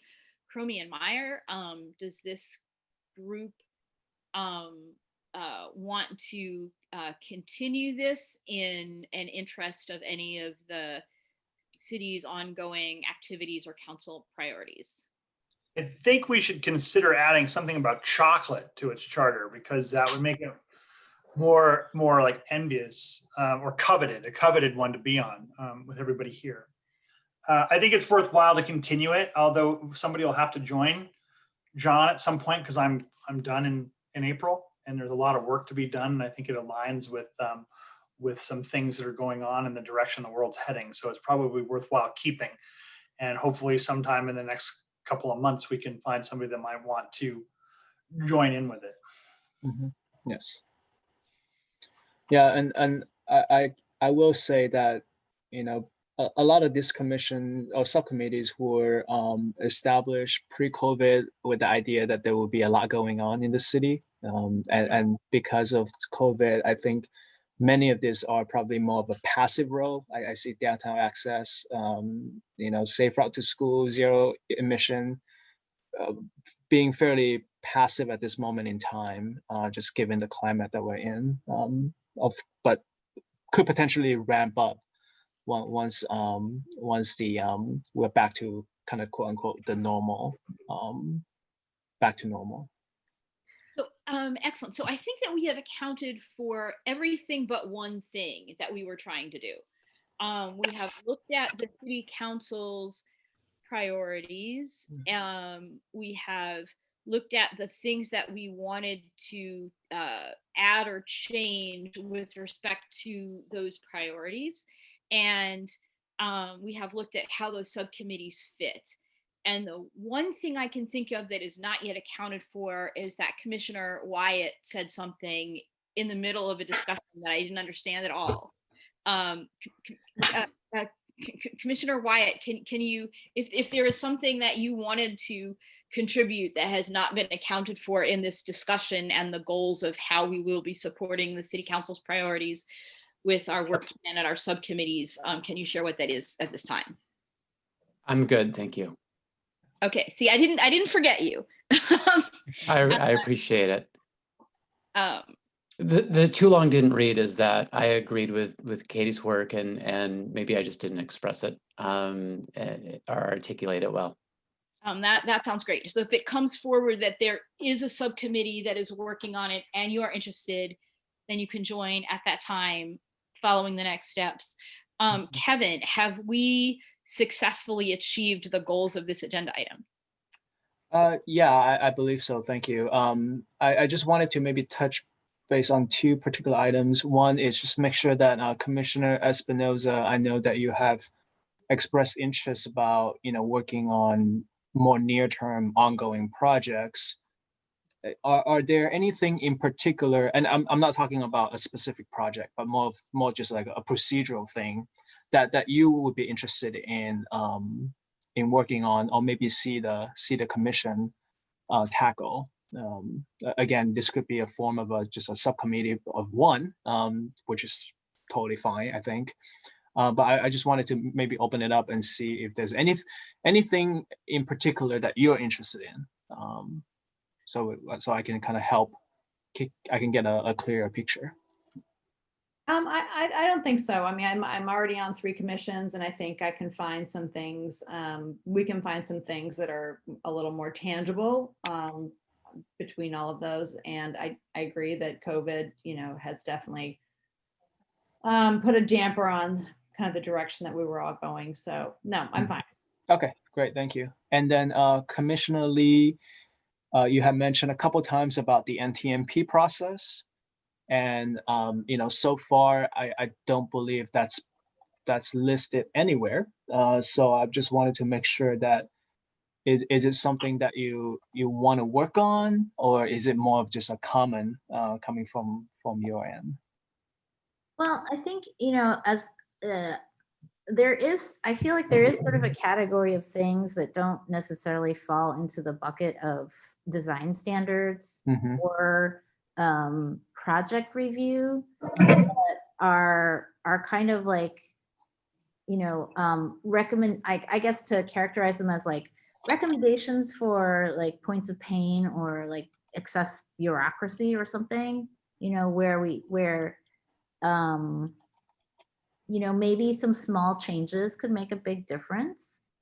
And I'm there's probably like 5 things that I'm thinking about right off the top of my head.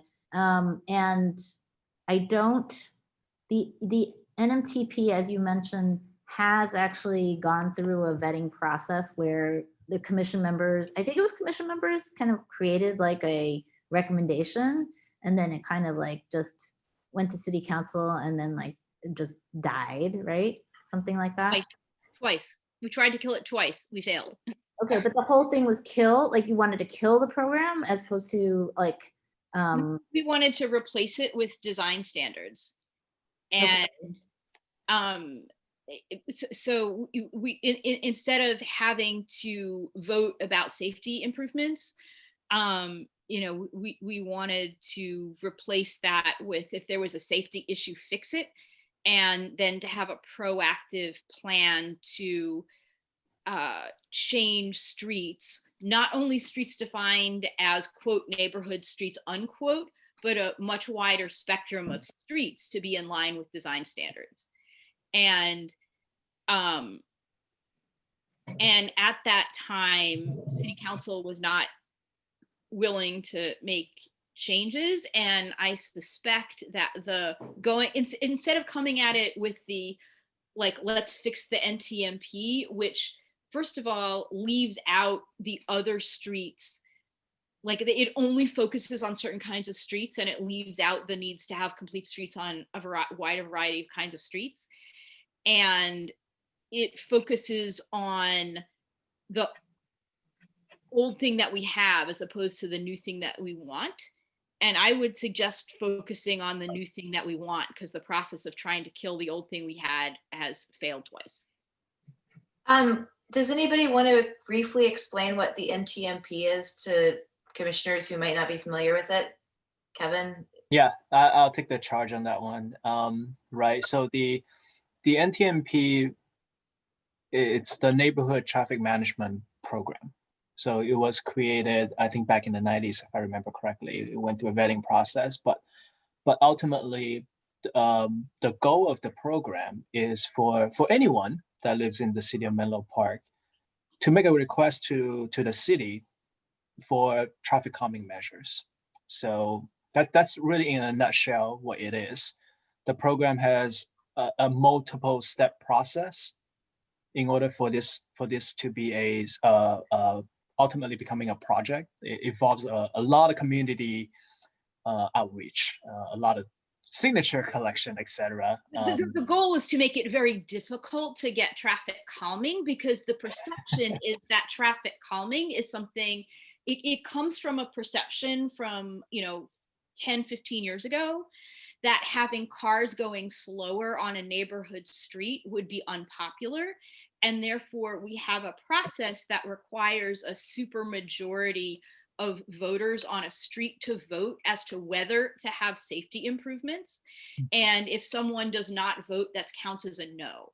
So it has a big burden on residents to go around and persuade all of their neighbors that a safety improvement is needed.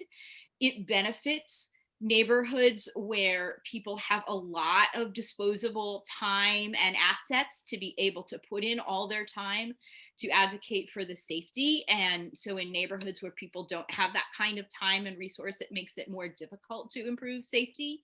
And it only applies to neighborhood streets that are residential only versus the kinds of streets that have a mix of uses, or kinds of streets that have more cars, but where many people continue to live on those streets and use other features of those streets. So this is not on the agenda, and I think there's a limit to how much we can talk about this.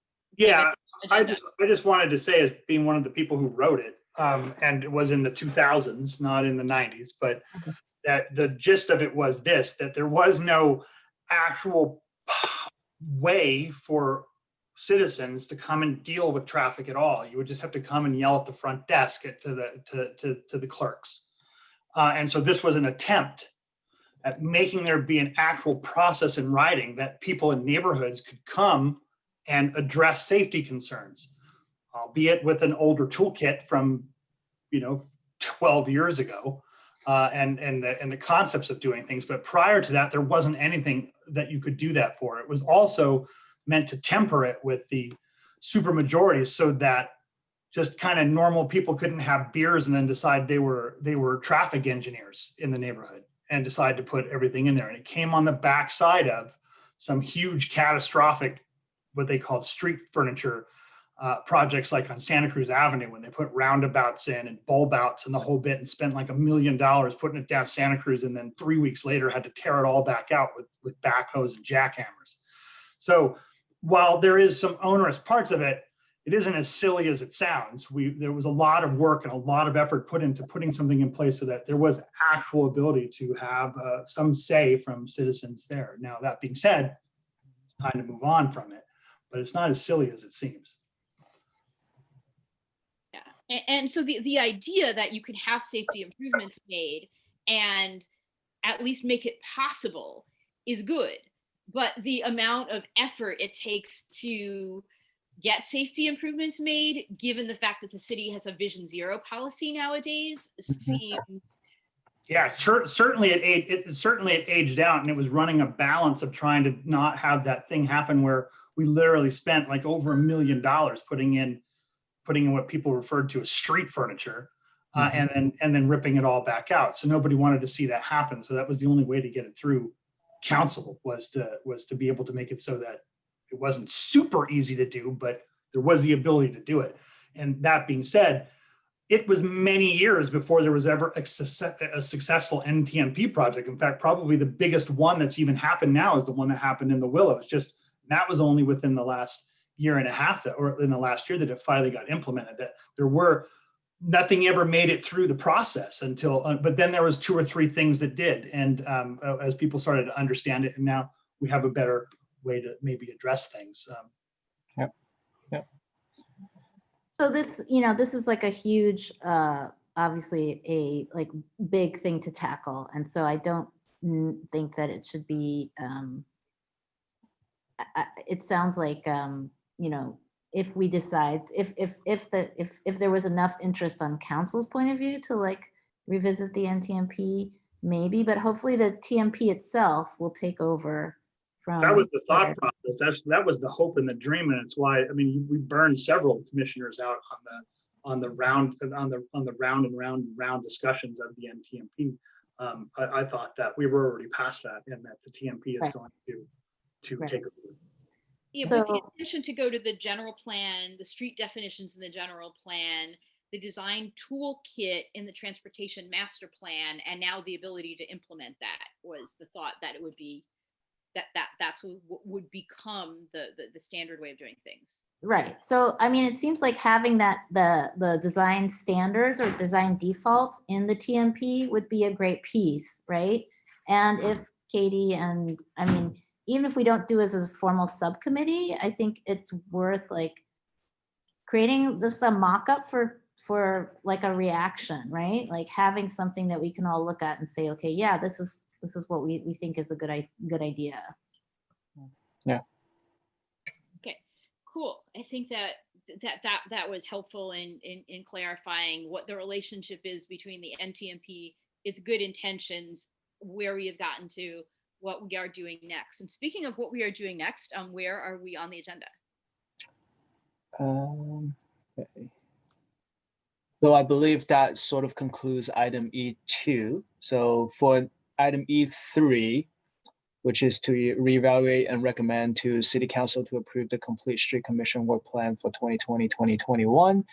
I think at this moment, staff receive quite a bit of information from this commission, and I think it does warrant at least for staff to go back and sort of reassess what has been discussed today and then what needs to be done. So what I would recommend is perhaps we table this to January, so that way at least it'll give staff an opportunity to connect with some of the subcommittees offline, and then also to come up with some verbiage for the new subcommittees, and also get an understanding of what we would need to do to the work plan in order for those subcommittee to be successful for the upcoming year. So what I would recommend is let's go ahead and table E3. And what I'm envisioning is at the next commission meeting, we would have some draft language to the work plan, so that way the commission can vote on it next time around. Okay, that sounds fantastic. And this is a really good discussion that gave a lot of substantive information for what that will be. So yeah, no, staff appreciates having this conversation, because I think for the longest time, it's really helpful to kind of hear from the commission what the commission wants to work on, because it does allow us the opportunity to refine a work plan and make sure that we have what is desired out of the commission on the work plan, rather than just having a standard work plan. So I appreciate the conversation. okay, and I see that we have not yet called for public comment on this pretty internally facing discussion. So if there are any members of the public who wish to speak on this item, please use the raise hand.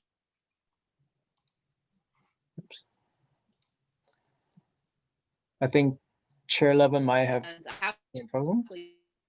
and have not seen any raised hands. Can you hear me? Yeah, I think it froze for a second. So perhaps what we'll do. So I'm not seeing any raised hands, and I didn't see any raised hands in the entire discussion. I kept looking, so I don't think we missed anybody. So I think that we can move on to the next item on the agenda. Okay.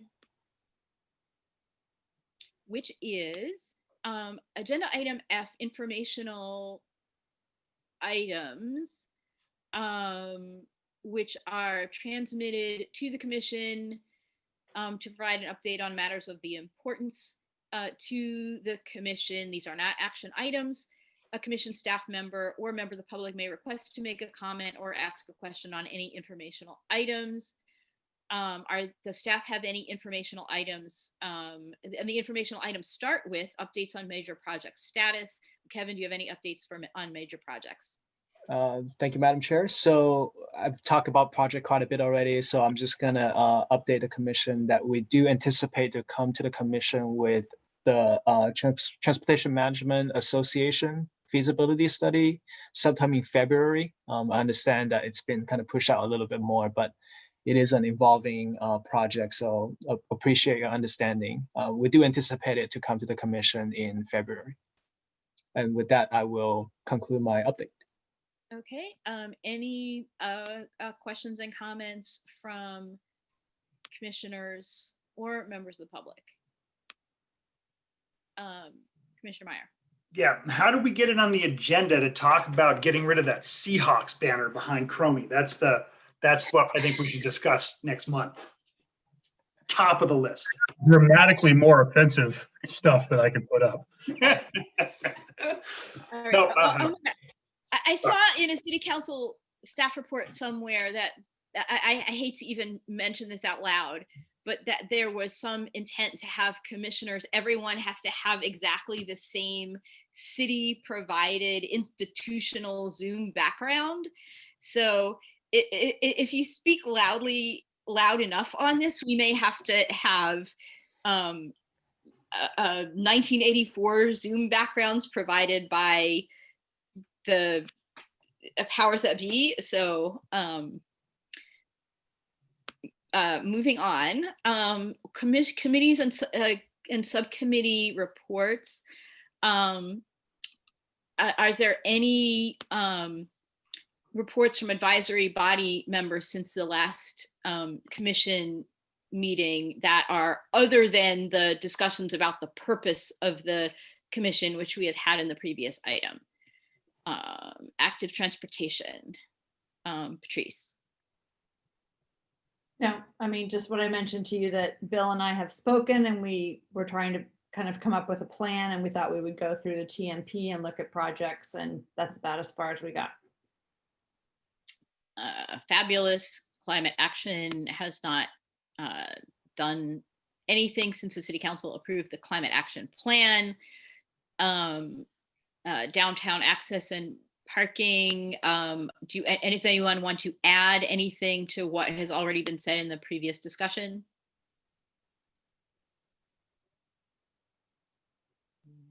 Katie, Patrice, Isaac. No. Okay. Multimodal metrics, we met. We will request a meeting with staff. On the multimodal subcommittee, I have a couple of quick regional updates, but I want to do those last.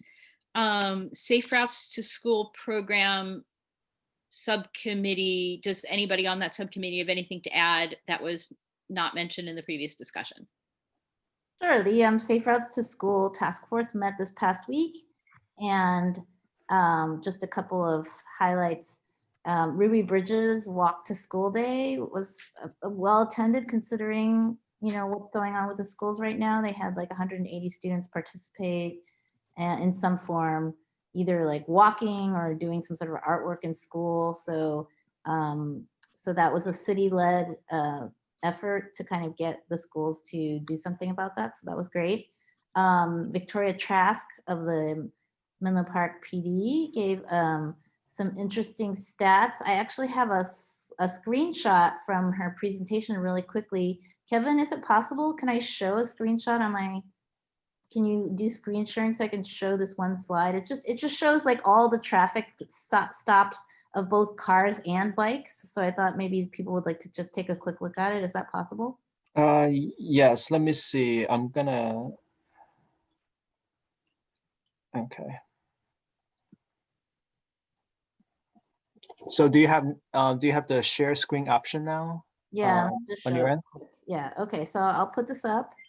So so basically all the red dots are the vehicle citations and all the black dots are the bike stops. So this is where the police have stopped a bicyclist for doing something wrong. And Victoria wasn't able to sort of break it down as to like why they were stopped, but it's just sort of interesting. You can see, actually there are a fair number of bike stops over in Bellhaven.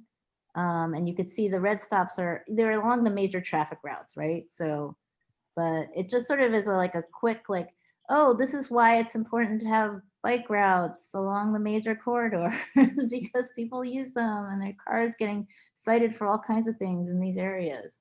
So I thought it was, like just at a glance, you can see this is why we're on. I mean, for me, I'm like, okay, this is why we're on this. There is a Complete Streets Commission. Can you have that sent to commissioners?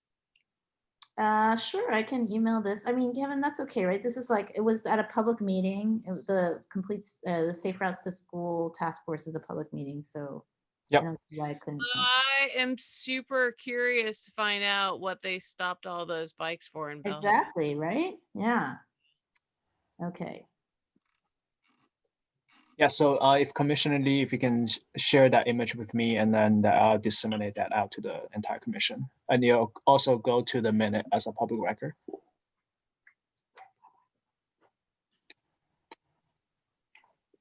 Okay, anything else from the Safe Routes to School Program Subcommittee? No, that was the highlight. There were the two things for me that stood out. All right, cool, thank you. And that's a ton of people at Ruby Bridges Walks to School. That's terrific.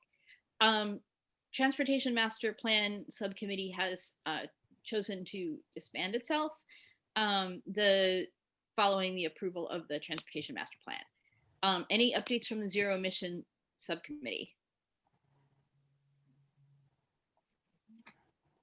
Probably one of the lower performing subcommittees of all time. We're in the middle of a pandemic, and so the amount of moving electric or other powered is less. I have crude emissions jokes for you guys, but I won't make them because I'm not actually a seventh grade boy. It's been really important to us to reduce the volume of hot air that's spewed. And given the political nature of this year, we decided that it was better to withhold the rather toxic emissions that we're about to spew forth. Greatly appreciated. All right, I'm gonna step back to multimodal and do a few very brief regional updates. Two of interest to this commission is that the Metropolitan Transportation Commission included in its legislative portfolio for the coming year an intent to support a bill to change the 85th percentile rule. There is expected to be a bill sponsored by Assembly Member Friedman on that topic that the MTC and a number of cities are supporting. So that is a thing that is happening. And I think that I sent a note to that to the commission and the city council. There's also something in the MTC's legislative platform to modify the Brown Act so that after the COVID shelter in place order is lifted and we otherwise wouldn't be able to have these kinds of remote meetings with people being able to participate via Zoom, to be able to enable some of these practices to be legal in the future. And there is not yet a bill on that, but that is something that is being supported at a regional level, and that may be of interest. And then the last regional update is that there is a regional study going on fair coordination and integration involving all of the region's public transportation agencies. And this is an issue that affects people who are in Menlo Park, who are trying to go to places that are that may require more than one transit agency. And this is something that is moving forward. It'll have recommendations by the end of the year. And if it's relevant and of interest, I can talk more about it at a subsequent meeting. And those are my updates on things of regional interest relating to multimodal transportation. is there any public comment on the subcommittee reports? I am not seeing any hands from members of the public. Members of the public, please use the hand raise feature if you have any comments to make. Seeing none, we move on to Did we lose her? 32. Thank you everyone for. Oh, she's back. We lost you, Adina. Okay, I was just trying to adjourn the meeting. So at 9:32. Thank you. Happy holidays, everyone. All right. Night. Bye, everyone. Good night, everybody.